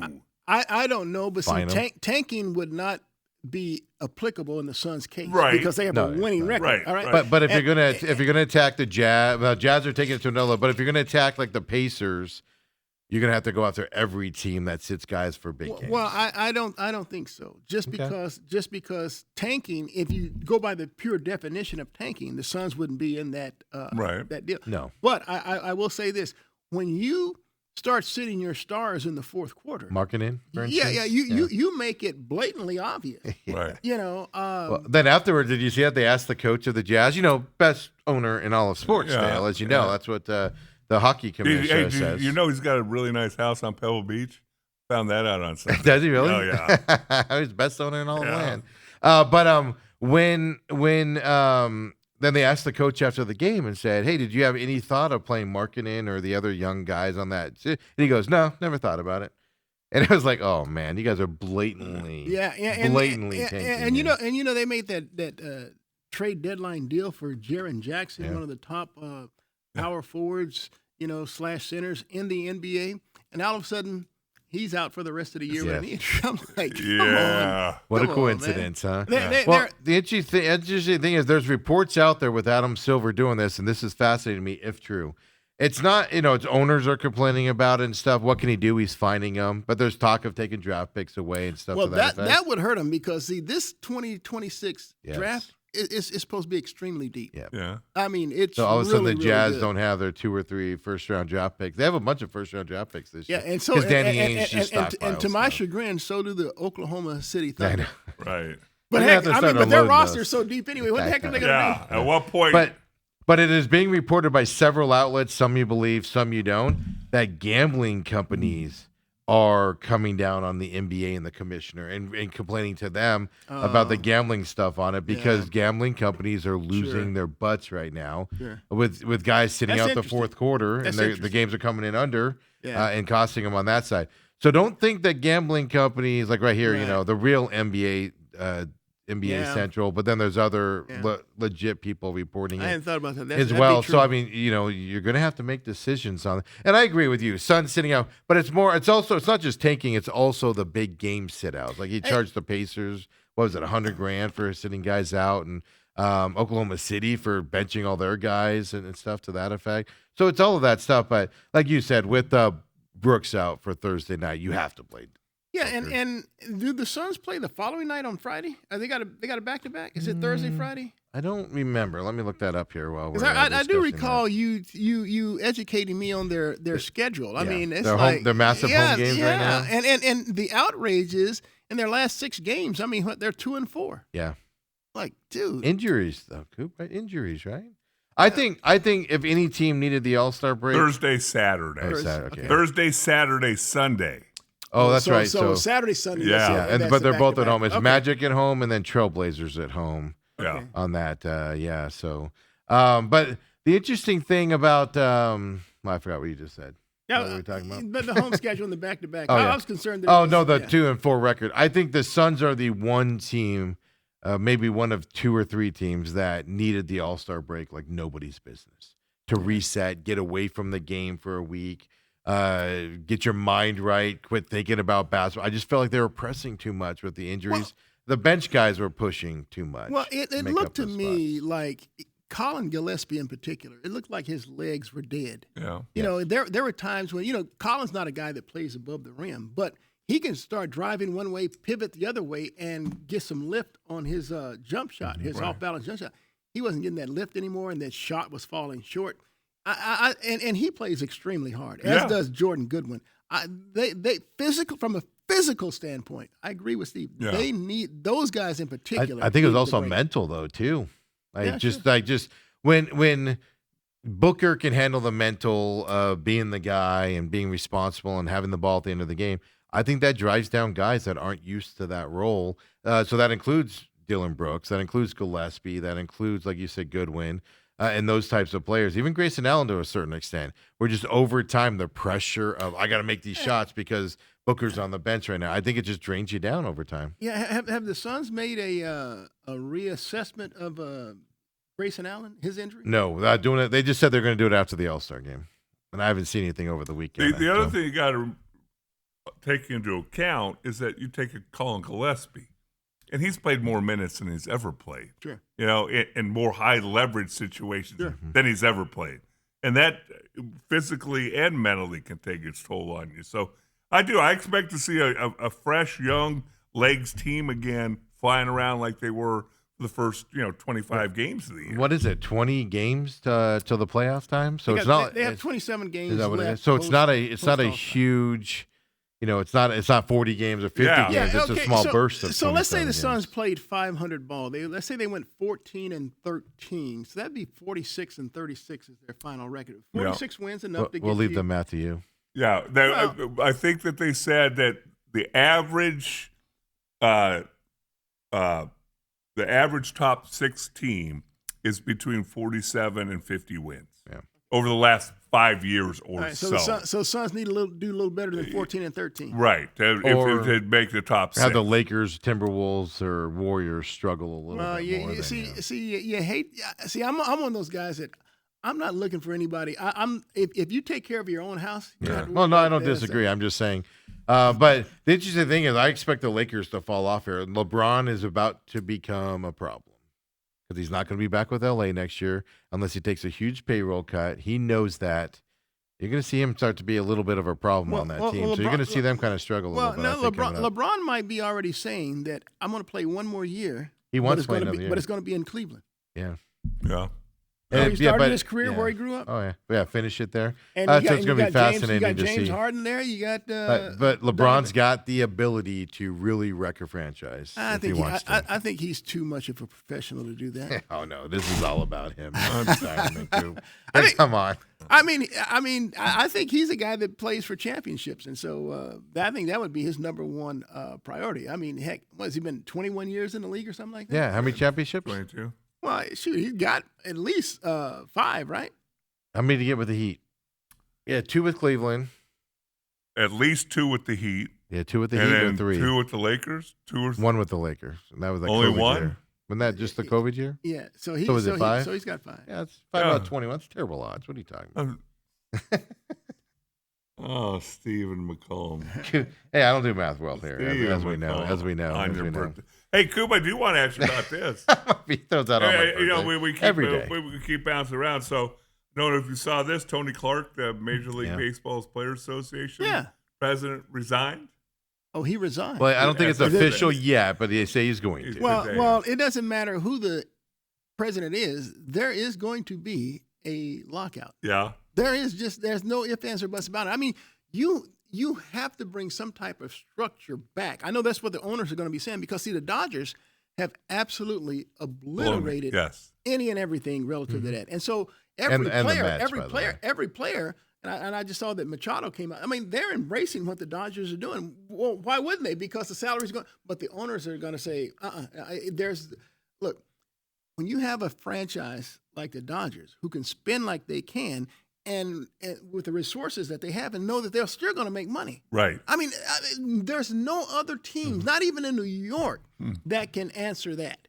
And so there has to be some type of pullback. Now, I'll give the Dodgers ownership a lot of credit. I mean, there are some owners, a lot of owners out there, in their position would rather bank that than spend that. And the Dodgers are spending it. Well, and still making money, but not as much as they would. And I was trying to explain in the first hour, I don't know if I did a good job of it, but the difference between like football and baseball. Football went to a national TV contract. Each team, whether you're the Cardinals, Cowboys, Chiefs, whoever, you get the same cut. Every year you get a check for $450, $500 million. In baseball, they have a national TV contract, but everybody gets to negotiate their own individual contract. Yeah. And I wouldn't even want to look at the difference between the Dodgers, what the Dodgers are making, and what the Diamondbacks are making. Yeah. It's night and day. Yeah. Well, I mean, you can see this headline right here, right? Rob Manfred's biggest upcoming fight might be with his owners over the MLB TV rights. Yeah, well, so that's the disparity. Well, like Dale says, in addition to the national contract, each team has their own local because there's 162 games. Yeah. And so the national is not going to put 30 teams on 162 times. It's impossible. So, Yankees, Red Sox, Cubs, whoever. Yeah, that's it. And so you need that local revenue. Now, look, I just saw where the and MLB TV pays less because the regional ones are shutting down. Sure. And so when you go to MLB TV, like the Diamondbacks are, you get paid less than you would have with the regional. You would, and plus now the Diamondbacks, I see that they have re-upped for another year with Channel 12 for 10, 11 games. Right. Yeah. And so, but that still leaves 152 games left to broadcast. And so when they are using their limited partners in this, and like you said, MLB had to come to the rescue for a lot of teams that lost. They just did another like 16 or something when FanDuel, that FanDuel version of the regional. Right. And so, baseball's in trouble financially. Here's the other side of it. Baseball's a regional sport today. It used to be a national one. Now it's a regional sport game. People don't generally watch the Pirates if you live in Phoenix, unless you're a favorite of the team. It's a regional region aspect of it, and that's what's hurting these teams as well on the ownership side. So I think the owners have multiple levels to fight over. But Tony Clark resigning tells me, depending who they put into that spot, this close to the end here tells me this gives the owners an up leg. And what I mean by that is to get what they want eventually. It's still going to be a huge lockout. Well, the owners are going to get what they want. They have to reel the Dodgers back in. Yeah. They just do. Well, and that's the thing, though, because like in every other sport, it's players against owners. Players against owners. In baseball, it's been a little bit owners against owners. Oh, no doubt. No doubt. And then the players against owners. Well, the White Sox owners wanted to see. He forced one of the shutdowns. I think in the 2010s time frame, he forced one of those because he wanted a salary cap at that time. Right. And he was like one of four that wanted. Everybody else was like, "What are we doing? Let's get out of here." So they can fight within themselves. And let's face it. I mean, baseball does not generate just because it's so oversaturated. 162 games. I mean, it doesn't generate the same level of fan excitement that football does. Right. I mean, it just doesn't. And they're about to expand to two more teams on top of it. And so basketball really does well from a national standpoint. You know what blew me away? Just because there was not a whole lot on TV this weekend for me to view. And I actually watched the NBA All-Star game, and I watched the Slam Dunk. Now, I stopped watching them because they just weren't exciting anymore. Yeah. But I saw the ratings. It was the first time that the NBA was back on NBA. Oh, yeah, man. It was up 88%, the All-Star game. Well, I didn't watch a lot of it because I was just kind of worn out after watching the Daytona 500. But at least the last game was entertaining to watch. Now, because it was shorter, like a small blip of let's go out there, and they wanted to look like they wanted to play. Well, I think they hit on something with the USA versus the world. Yeah. There are two USA teams, Stars and Stripes, and there's one world team. And I call them the old and the young because that one team was all the old guys, and then Booker's team was the younger guys. Yeah, that's very true. and so you're playing one quarter, 12-minute quarter against, let's say the young USA versus the world. Yep. And so after that 12 minutes, whoever has the lead, they stay. It's almost like when you go play pickup. Winner stays, loser sits. Yeah. And now the other team comes in, and so you do the same thing. And so that point differential comes into play as well, which makes it a little bit more exciting. Well, they can win the game, but they have to win by so much to advance. Right. And that was the world situation because they had lost to the younger USA team before. So and having people like Anthony Edwards is like a Dylan Brooks. I mean, he just doesn't. They don't. You mean attitude-wise? I mean, well, just from a competitive standpoint, yeah. And no matter if you go out there, they are giving you. You just feel like they're not letting up regardless of the circumstance. No, they want to win. And so it became infectious. And so, man, I'm telling you, that Kawhi Leonard, that dude put on a show in the old USA team versus world. The Stars. The dude dropped I think they won. Their final total score was like maybe 47 points. Frickin' Leonard had 32 of those. Yeah. The dude was he was unconscious, and so I got a kick out of just watching that. Yeah. We saw that when the Clippers played the Suns a couple weeks ago. Yeah. Kawhi Leonard showed up. He's back. He's back. By the way, 8.8 million viewers on Sunday for the All-Star game as well. 87% jump from last year. Yeah. Most watched game since 2011. Yeah, it was a huge. Well, it was a success. great weekend to have it on, and because there was if you're a race car fan, you watch. Yeah, but racing, that was over before the All-Star game. and then the golf even was going on. But And here's the deal. Guess where the All-Star game is next year. here, And I hope it's still back on NBC because whenever you see some success Instead like of this, TNT.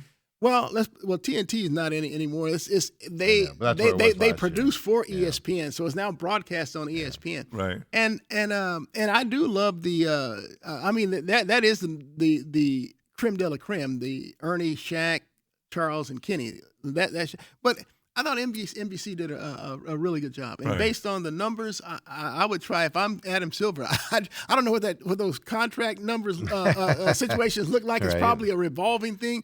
I'd be saying, hey, look, let's keep it on. Well, that's one thing. When you hide the All-Star game should be the one thing that's on free TV at a time where everybody's going to sit down and watch it because that's where you want to showcase your best players instead of hiding it, like you said, on TNT or ESPN or something to that effect. So, really quick, last thing on baseball I got for you here. I know we're jumping around, which is kind of fun to do. Is ABS system starts in baseball this year, meaning regular season games you can tap your head, boop, boop, if you want them to review it and stuff like that 2 times, and then if you do it, you get then after 2 times, if you get them both, then you get to keep doing it until you lose at that point as well. But wait. Yep. Now they already got the 2 before. What's different with the ABS? Because you could challenge an owner, a manager could challenge the play already. No. So this is players only can challenge it. Nobody in the dugout can challenge it now. So a batter or a pitcher or a catcher Wait a second. are the only ones that can do it. This is independent of a manager challenging? This is the same format that they did in spring training last year. Yes. Dude, what am I missing? Wait. Say this again, because this is confusing me, and I don't want them confused out there too. Because I'm confused. Say this again. Yeah. I gotta get this down. So if a pitch is thrown, a pitcher, a catcher, or a batter can challenge the play. Are you talking about a strike? A strike. Okay. A ball Well, or strike. okay. Yeah, I'm talking. We're not talking about play. in the field. No. Okay. The ABS, the automatic ball strike system. Okay. I got Sorry. you. I guess I should say what system I'm saying in time. I got Yeah. you. So strikes. I got you. And stuff like that. But what they would do, what they did like last year in spring training, was they put an animated thing on the screen, right? So you're watching the games like this is challenge, and then they would show you where the ball would come in and be a strike. They're not showing that this year. All you're going to get is a little blip saying challenge has happened. That's all they're going to do. They're not going to show you where the pitch was on the strike zone counter on the thing.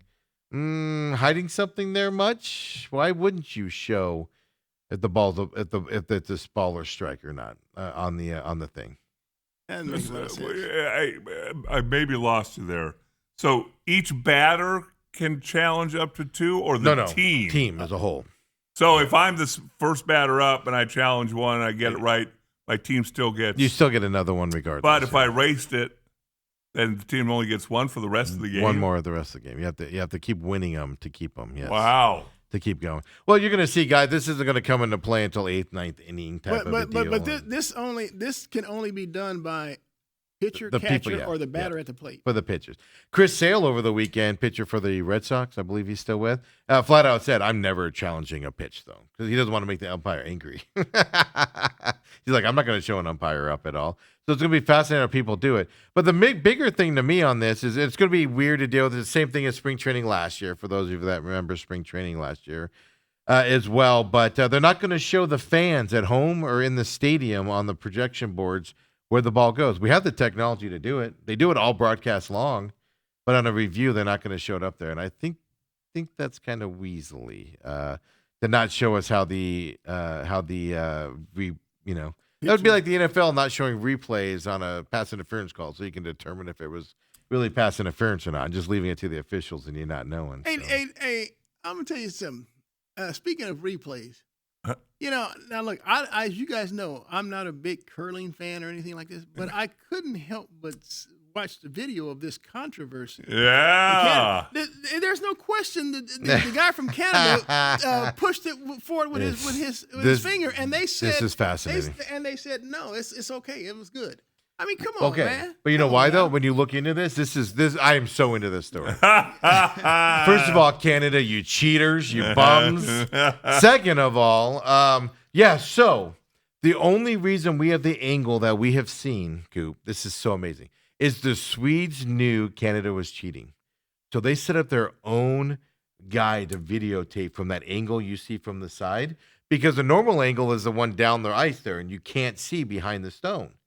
So Sweden, when you saw the men's curling deal where the men were like, we absolutely don't do that, you're garbage for calling, the Swede guy literally said, all right, I'll show you after the match where you're touching the stone. But at that time, the umpires couldn't see it. They weren't looking for it because of the way their angles were and stuff like that. So then it came out on the men's that the Swedes were recording it separately under the side of it. And then they're like, oh, they're definitely touching it. To the point where the women's team got penalized the next day because they started looking for it and they changed some of their camera angles to do it. This is fast. But the way the Canadian teams are protesting, we would never do something like that. Like you hear them say that. They say, oh, F you, we never cheat like that.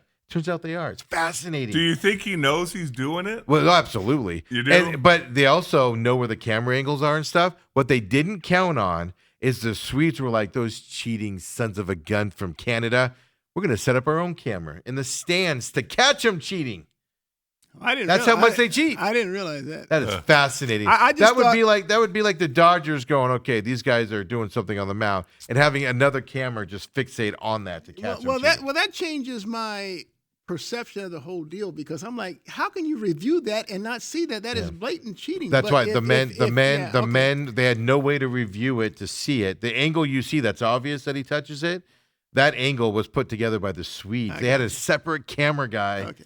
Not included in the broadcast or anything to show it. Then I'm absolving the replay officials of any hanky panky. Yeah, but they nailed the women for it the next day. The women's Canadian team got the stone taken out. Well, speaking of Canadian teams, they better not win the women's gold medal match against our United States. Because I mean, look.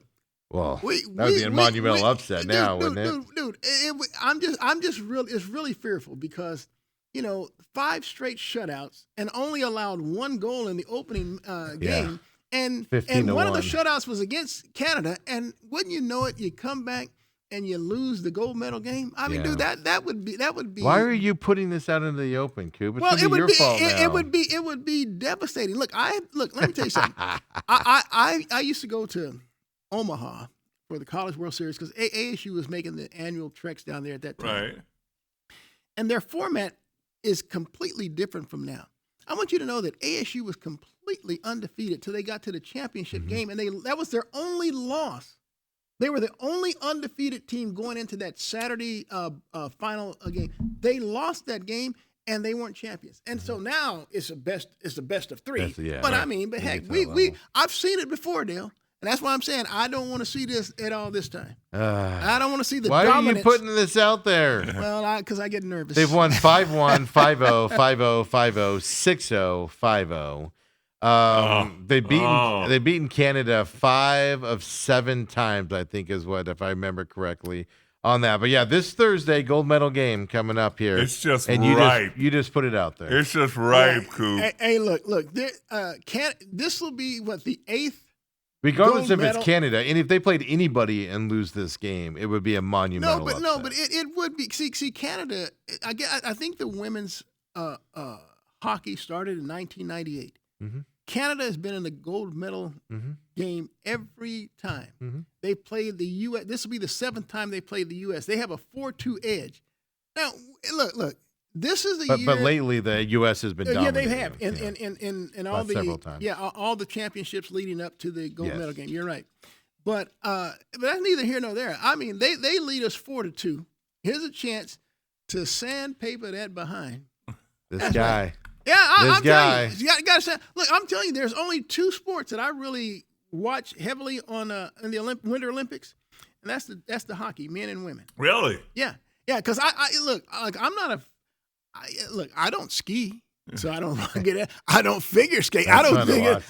And you can best believe, I think curling is overrated. It's not a freaking sport for Best one. Sport on the planet. I mean, look. It's better than bowling, Coop. No, it's not. Oh, it's better. Than bowling. I have my own opinions. I know I'm in the minority on this because I've debated this before, and I'm okay with that.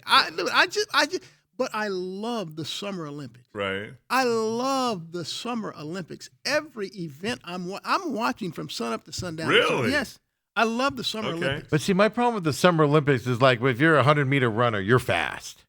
Well, and it's just like, hey, so you're born fast, and you have to train to be fast. But Winter Olympics, man, they're doing. You see what they're doing on skis, on slices of ice? Hey, let me go down this hill at 900 miles per hour. We're gonna put a couple bumps in there. And you have to stay between these 2 gates. Oh, and by the way, don't kill yourself while you're doing it. Have fun. And look, let me tell you something. See, awesome. I'm one of those guys that brims with pride. Yeah. And in the Summer Olympics, the United States usually wins the gold medal count. I mean, they can win the overall medals, the gold medal, but it's a challenge. Mm-hmm. In the Winter Olympics, we really don't challenge. I think this is one of our better showings. Yeah. Well, because there's other countries that grew up on skis, like Norway, absolutely. So you just said it. They grew up on that. And so we have to work harder, and we still get close to dominating it. Dude, America, folks. Dude, we do not. Communist over here. No, we don't do well in the And so now, I mean, there's like the final events. I mean, I even find myself watching like the triathlon or something because we need that gold medal to hold off China or somebody else for the overall gold medal lead because we're going to win the overall. I mean, even the Greco wrestling, I tune in and watch that because I knew it's no good unless you dominate, is what I'm hearing from you. It's about winning. Yeah. It's about winning, and so I can find competition in watch other sports that I wouldn't really give a darn about, but because we need that gold medal. To win the gold medal. We had women's curling dominated as a women's curling group. They came back and won against Sweden, the gold medal team. The mixed curling, they got to the gold medal game first time ever. We had a guy that won a medal in cross-country skiing for the first time in 50 years. Hey, Steve does not get it. America! Let's say that Norway is leading in overall medals. And let's say they're leading in gold. Close. Let's say they have 12 gold. The United States has 5 gold. And this is the final week. And you look for other gold medal people in the United States for gold medal. There's no one, so you concede the gold medal. But in summer games, it's entirely, dude. I'm telling you, I'm not a Winter Olympic guy because we don't win enough. We don't. My we goodness. don't. My goodness, Dale. Why did you want to go if you don't want to win? Dude, I've told you, I swell with pride when we win. I was getting a kick out of you talking about the Winter Olympics and you can't ski and you don't do. You don't skate either, Coop. You couldn't play hockey. Well, at least, but Dale, let me put it like this: I grew up with that. Yeah. That's why I watch it. I know the players. I know. Oh, I this, know that. you used to follow the Coyotes as close as anybody that I knew. But I know that's Coop doesn't fascinating. care unless they Hey, win. it is all about winning. Dude, why do you want to watch? So we're at a disservice. We're at a disservice, and we still have 19 medals. We are in third place right now in medal count. We are 28 by Norway, 19 for the United States. Italy, the home one, they're 23. Do you know we are fighting our butts off in sports we do not naturally dominate? Do you know and we're that- fighting our butts off to get there. There's nothing more American than that. Do you know that in the summer games, the U.S. averages about 120 total medals? A lot more events, though. Huh? A lot more events. Okay, and we're winning. Yeah. We're A lot winning. more events. Yeah, Look. because of technology. Look, dude, I'm gonna tell you something. Swimming. I love to watch the swimming because we have swimmers on women and men that dominate. Okay, hop They in this won. pool and swim with some arm motions. And literally, I was watching people go down the hill at 90 miles per hour. Hey, our just- gymnastic girls, men and women, especially the girls. I mean, the women. Oh, they're special. Yeah. They So do you some watch things. you watch that stuff riveting. Look, we have some 41-year-old gal won the bobsled. I'm happy for her, but that was the first time ever. Yeah. I mean, so Yeah. look, America. We're coming for ya. And I love the story, but see, the story is independent of the overall. See, they don't do anything for me overall. We're left with limited chances of win, and so Steve likes he's okay with losing. Yeah, well, I mean, look where he's from. Dobson High School. No, I look ASU. at it as we're at a disadvantage. And look at it, we have 19 medals at a disadvantage. Well, if you look at it as You know, nothing. disadvantage, You know why? Because America's full of underdogs, Bruce. Yeah. There was a time Wow. when people got on ships and came across to this land and they had to fight off the French and the British and everything, and then eventually fight off the South from the North. And they were all disadvantaged to get there. Who You was know what that? they did? They threw that tea into the ocean, and they said, "We're done with your garbage tea." hey, who was disadvantaged in the North versus South? Civil War. That's a good point. Okay. Probably the South. Okay. They're clowns. Hey, well, let me just I'm put just it. saying. I'm just saying. This America is built on underdog status of domination. Hey, What? hey. Look, Dale, how many Super Bowl rings you got? Hey, I got 3. Okay. Yeah, and America's team has 3. Yeah. Great. Yeah, but since he stopped playing, they don't win. Yeah. See, that's his claim. Yeah, well, no, I know. it's not a claim, Coop. It's fact. It's a fact. Okay, it's a fact. fact. It's a fact. Hey man, look. And you had Brady that won what 7 total, but 6 with the Patriots. Yeah. Hey, look, man. It's all about it. Michael was And- 6 well, for 6. Hey, and that's why he likes the Cardinals, because he likes us trying. No. Yeah. Only reason I root for the Cardinals is the only team I can root for unless I want to travel every weekend, and I'd rather not do that. Hey, look, Trust me. Look. I told you guys They would that not be my that team. If there were 2 teams here, Cardinals would not be my team. I told you guys They just that, called me, that by the way. before the Cardinals came here, I was a Packer fan, and I became a Packer fan because I didn't know at the time, but I just had relatives, family around, and Super Bowl. I didn't really know what it was, but I know Green Bay won the first and second. Yeah. And so when I got older, I understood. I said, "Wow, okay, well." I knew I remember the name Bart Bart Starr. Starr. So I became a Packer fan, and I followed them until when the Cardinals Front got here. runner Cooper. Yeah, absolutely. And when the Cardinals got here, all the relationships that I developed personally in the locker room with these team, dude, I couldn't help but drop the Packers and become a Cardinal fan. And let me tell you something, it's miserable being Yeah. a Cardinals fan. It just is. It is fascinating because I tell people this: if you get to know a person or more than one person on a team, like Russ Ortiz, Bruce. You should get to know him. He's a nice guy. you Okay, all right. I got you. you end up cheering for that team just because you know the guys. Now and again, but boy, it's hard to cheer for the Cardinals. Well, you're not lying. But I'm with you. Summer Olympics, plus those are things that at one point in my life I could do. I could run. I could throw shot put. I could That's my point. I could swim. That's why I like the Winter Olympics. Yeah. You're not going to catch me going down a hill at 90 miles an hour. I'm sorry, you're just not. Wow. You're just Look, not. I tell you what, I have Not on purpose. You're I not going to can see me say, going down a hill at 90 I have a miles an hour. lot of respect for Lindsey Vonn on one hand, but I just gotta. I just have to think about her mental capacity on the other. I mean, this woman tore an ACL, and she's still going to go downhill ski. They go at down this 90 hill miles. 90 miles an hour. Dude. You have to worry about their mental capacity before this. And somebody goes, you want to go down this mountain really, really fast? Well, look, I can understand that thrill, perhaps, and that kind of deal. Yeah. But if she's injured like that, dude, I'm like, dude, Lindsey, The please. other And side now of it is to her, it's not going 90 miles an hour down the hill. To her, she's just like going for a stroll but on a she weekend. tore her ACL, dude. Ruptured it. Then you got these guys that are going down ramps with just two skis on their feet and flying through the air. Hey, I can tell you what. Steve and I would be going 90 miles an hour down the hill if we're standing at the top and somebody pushes Yeah, us. exactly. You know what? No, I would not be, because you know what I'd be doing? Falling as quickly as humanly we're possible. falling at 90 miles an hour. Like before the momentum gets going, I'm going down. Look, I'm not here to disparage the athletes. Sounds at like you all, are. because You sound like because you're rooting for Canada right now, Bruce. That's what it sounds like to me. He's rooting for Canada, folks. right. Look, that ain't happening.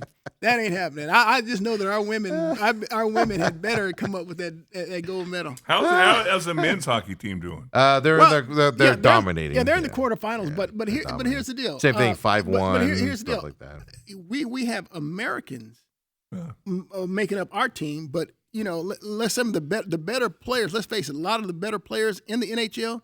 Yeah. From Like, Europe. the sweet team is like an International NHL players. All-Star team. Yeah. So if our American men lose, it's not like you're gonna say, oh God, we're they'll make it to the end with Canada again. I believe We'll so, predict but the other teams are just as talented, if not more. I shouldn't say just, but a lot of them are better. No, the Swedish team is like nothing but NHL All-Star. It is an amazing team to see, and they won't win the gold. They never seem to get to the gold and win it. It's weird how they do that. They just fail all the time. Typical on that. Did we take a break this hour? We didn't. Oh, No, look at us we blow through We breaks. have too and much coops fun here, right? Well, we got 7 minutes left here. Here's the thing I want to talk to you about. Well, one, Chris Paul III officially retired. He got traded to the Raptors at the trade deadline from the Clippers after that fiasco. Hasn't played in a few months. And then the Raptors were supposed to try to unload him. They weren't able to, so he just decided to retire at this point. My question for you, Coop, is Chris Paul's legacy in basketball. It's a sordid one. What's your thoughts on Chris Paul here as he's officially retired after 21 seasons? Well, his numbers scream Hall of Fame, but man, I have a problem with Chris, and from this standpoint, I'm not talking about anything from a character standpoint. It's every year. I mean, he even did it in Phoenix. Mm-hmm. He carries your team and lifts the team to greater heights. You get into playoffs. You don't say if. It's just a matter of when is he going to get hurt. Right. Dude, it happened every year. See, and so just based on that, I have a tough time completing my ballot to put him in the Hall of Fame. Really? Even I with do. basketball, where everybody gets in on basketball. I do. Let me tell you something. His numbers, again, they scream Hall of Fame. But, dude, at some point, you're even in the finals when the Suns get to the finals against Milwaukee. Mm-hmm. Dude, he got hurt leading up to that. Yeah, that was COVID, I though, too. mean, no. COVID went rampant through the team, allegedly. No, I'm not buying that. I'm not buying that. And so, who's the left-handed guy? Left-handed guy that had to play backup and became the starter. He was a left-hander, former first-round. You mean for the Suns? Yeah, he's the guy that would come in and play for Chris Paul. Yeah, I'm done. Cam, not Cam. Yeah, Cameron. His Yeah. name was Cam. Yeah, Cam something or other. I can't. Yeah, think of because his we last had a name. couple Cams. Yeah, but not the Twins one, the other one. Yeah, but he was a Cam. The one that played in China and came over. Yeah. And all The that. Suns I resurrected can't his remember name. career. Yeah. But see that's the guy that's having campaign. That's exactly it. Yeah. Cameron Payne, right? campaign. That's exactly who it is. So this guy is actually trying to carry us in Paul's absence. Mm-hmm. I mean, Paul and then I'll be damned if the next year. Oh, so the Suns lose in 6 games to the Bucks. Come back the next backyard sweat, backdoor absolute swept. backdoor sweep. Yeah, and come back the next year. Paul leads the Suns to the most wins in franchise history. There's 64 wins. So now you're up 2-0 against the Dallas Mavericks.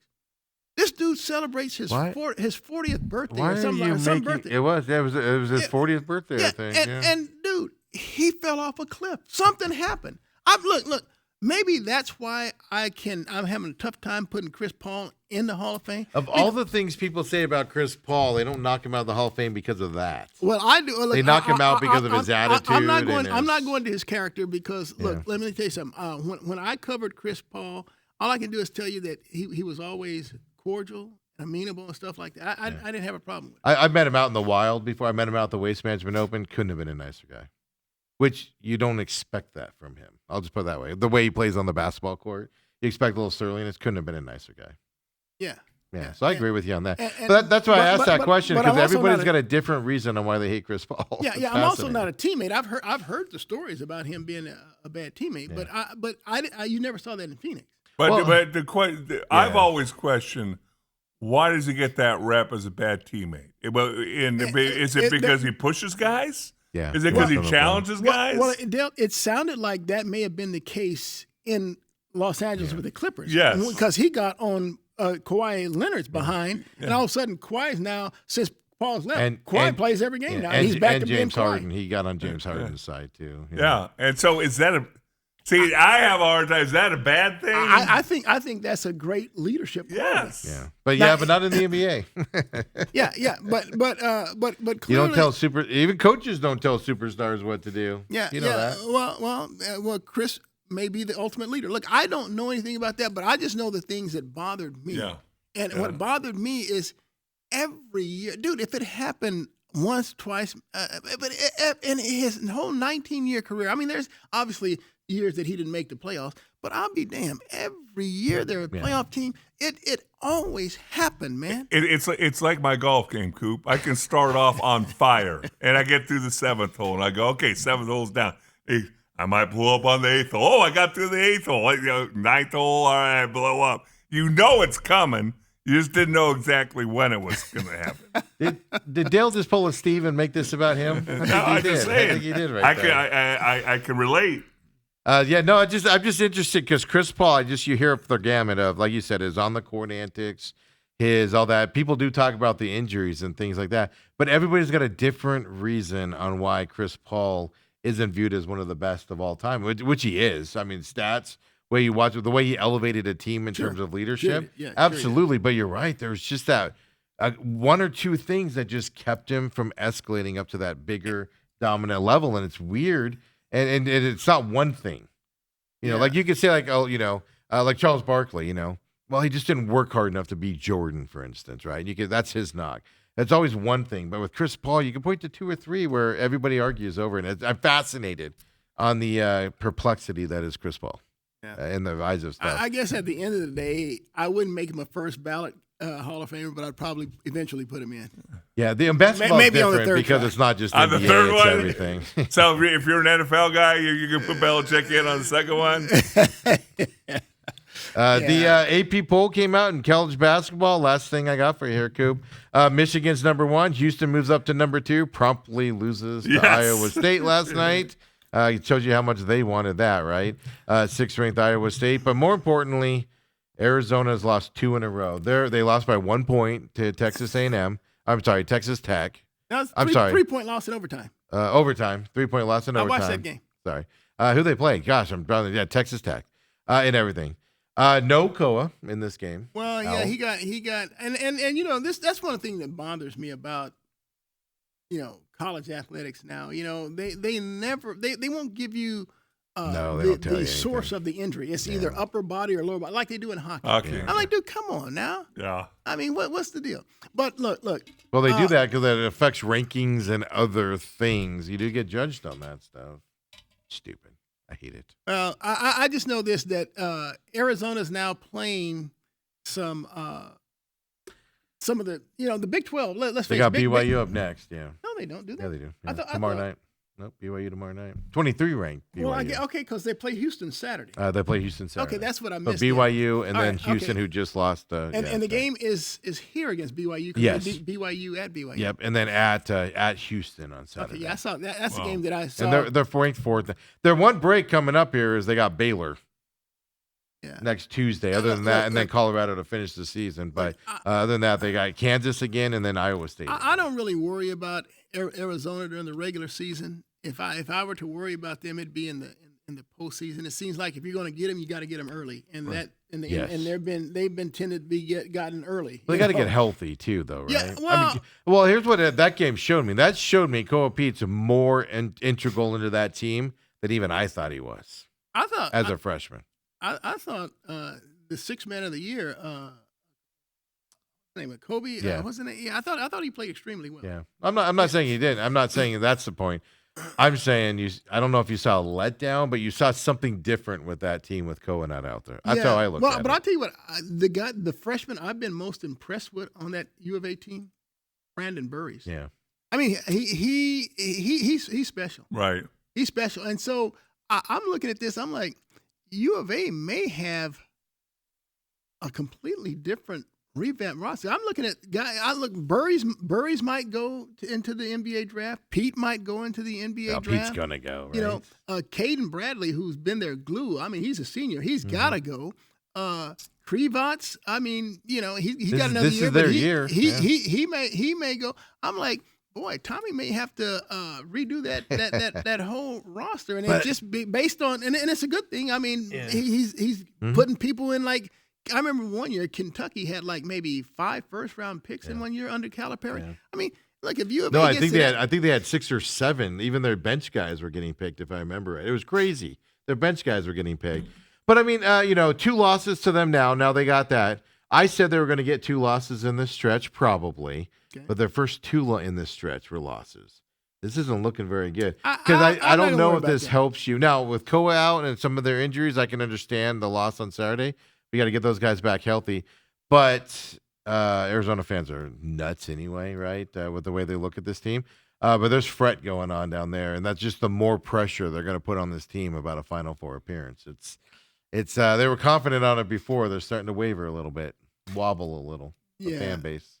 Yeah. And that's not good. Well, I'll tell you this. It's hard to argue with anything that Tommy Lloyd's done down there. Really is. I mean, I think his winning percentage. I saw that the other day. It's like over 80%. Yeah, but they're not happy because we no, can't but you're make it right. to the Final I get Four. you have to win, and just like Lute Olson's teams. I mean, he got the one title in '97. Yeah. I think he had 4 other Final Fours, but all those other years, A lot of one and done, second round and done. Santa Clara. Yeah, man, and it seems like Tommy Lloyd's following that same. But I think he got to the Elite Eight last year, right? Yes, and that's where I got disappointed. When everybody wanted to see that Final Four and they didn't get there. Yeah. But this is the team where they got to get there. But I don't know, man. I don't know if finishing this season. I mean, the Big 12 tournament is going. That's going to be can't miss basketball. Yeah.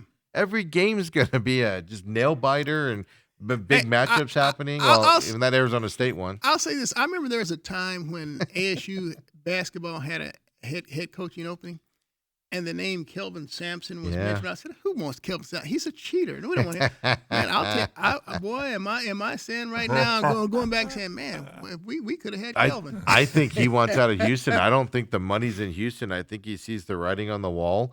So I think he's going to be available coming up here for the taking. You think? He's complaining a lot about the money in Houston, but he just wins. And I think he sees a decline coming to Houston coming up here. And I don't know if he's trying to spur them on or what, but, it's an amazing thing. But pay attention tonight, man. I keep telling you guys, we just saw it with Molly Miller, and I have a lot of respect for Bryce Drew over there at GCU. And they're overperforming here tonight. They play San Diego State tonight and everything in that. But they're hanging in there. Now they didn't beat some of the teams they needed to beat to stay in this thing.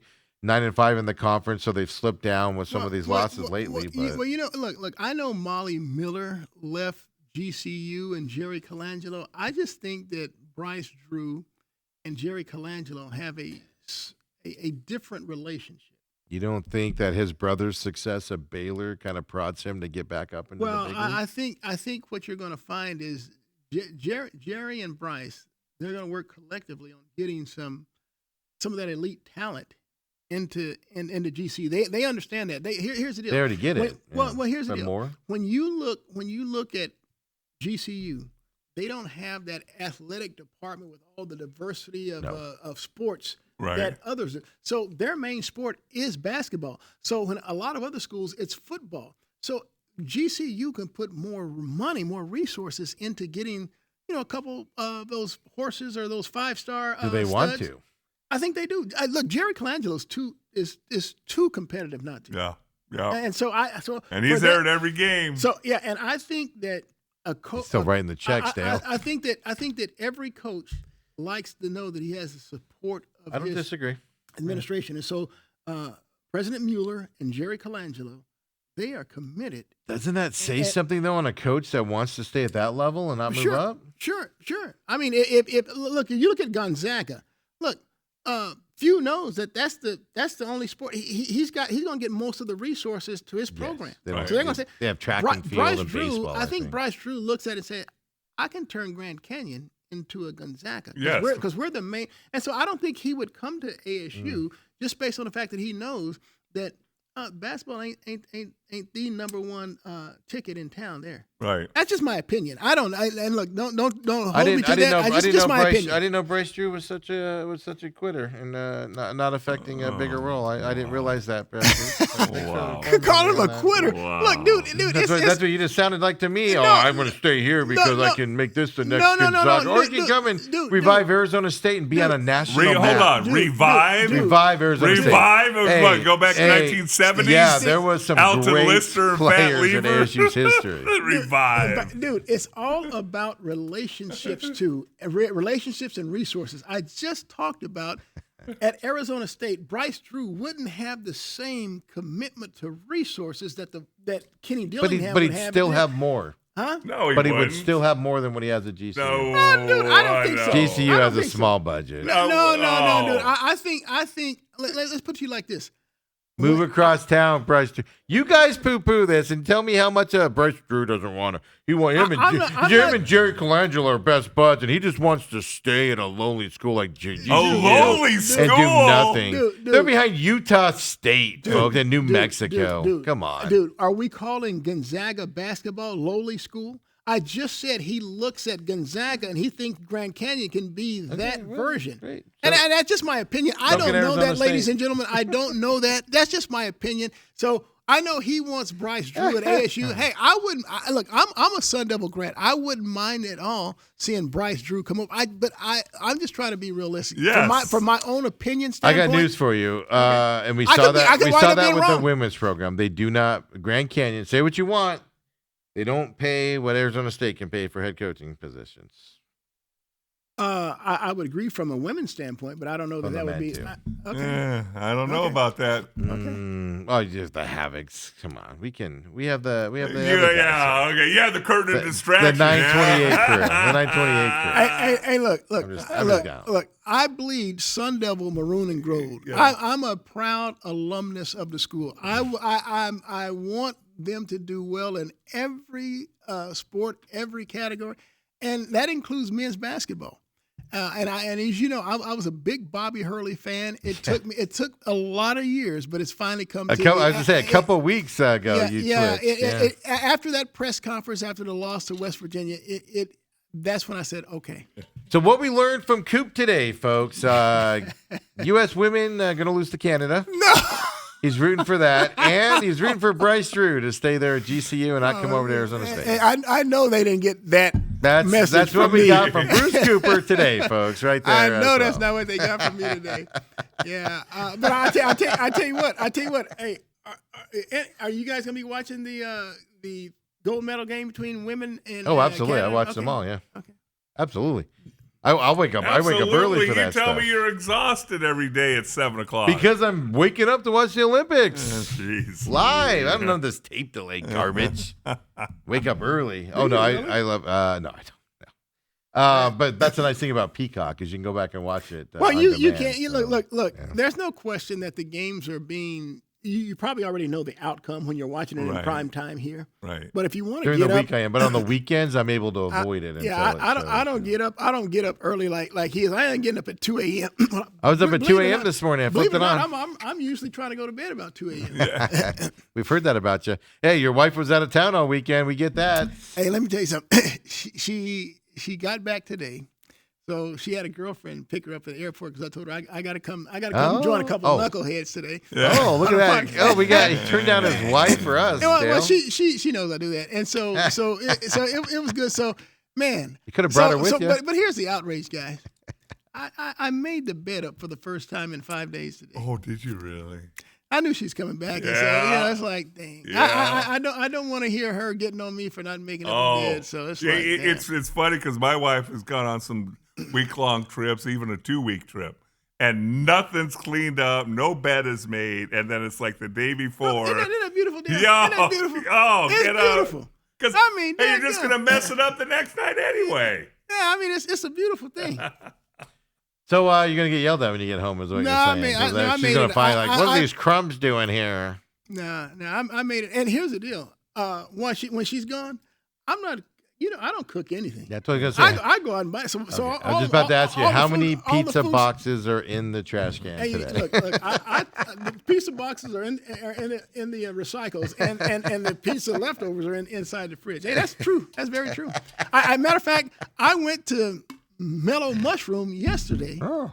Yeah, so I got a half meatball sub for lunch, and I got the medium pizza for later for dinner, and the leftovers are in the deal. Hey, that's me. I mean, there's no dishes to wash. Are you No. kidding me? I'm not doing that. Hold it up, throw it in Yeah, the trash. we're absolutely. You guys need to make fun of his Valentine's Day like you make fun of mine. That's all I'm saying here. done. His so, wife was gone. So Yeah, I ain't making no bed. He ate like that and did everything on his vacation. He's rooting for Canada and he's rooting for GCU over ASU, folks. Anything else you want to let the world know about you today, Coop? Wow. Okay, Steve. How about Stalin? What are your thoughts on Stalin today? Why don't we get into that as well?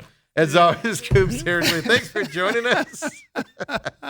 We'll keep it rolling as well. Happy as birthday, well. Steve. Well, Yeah, thank happy you guys. birthday, old man. Thank you very much. We'll go have some fun here as well. Oh, my computer just died, and I got tagged on a future series here for ASU. We'll have to hit that up later as well. But thanks, everybody, for the birthday wishes. We'll see you. We'll see you tomorrow, of course. McCollum on Business in the cans. Check it on demand now. We'll see you tomorrow, everybody. Have a great one.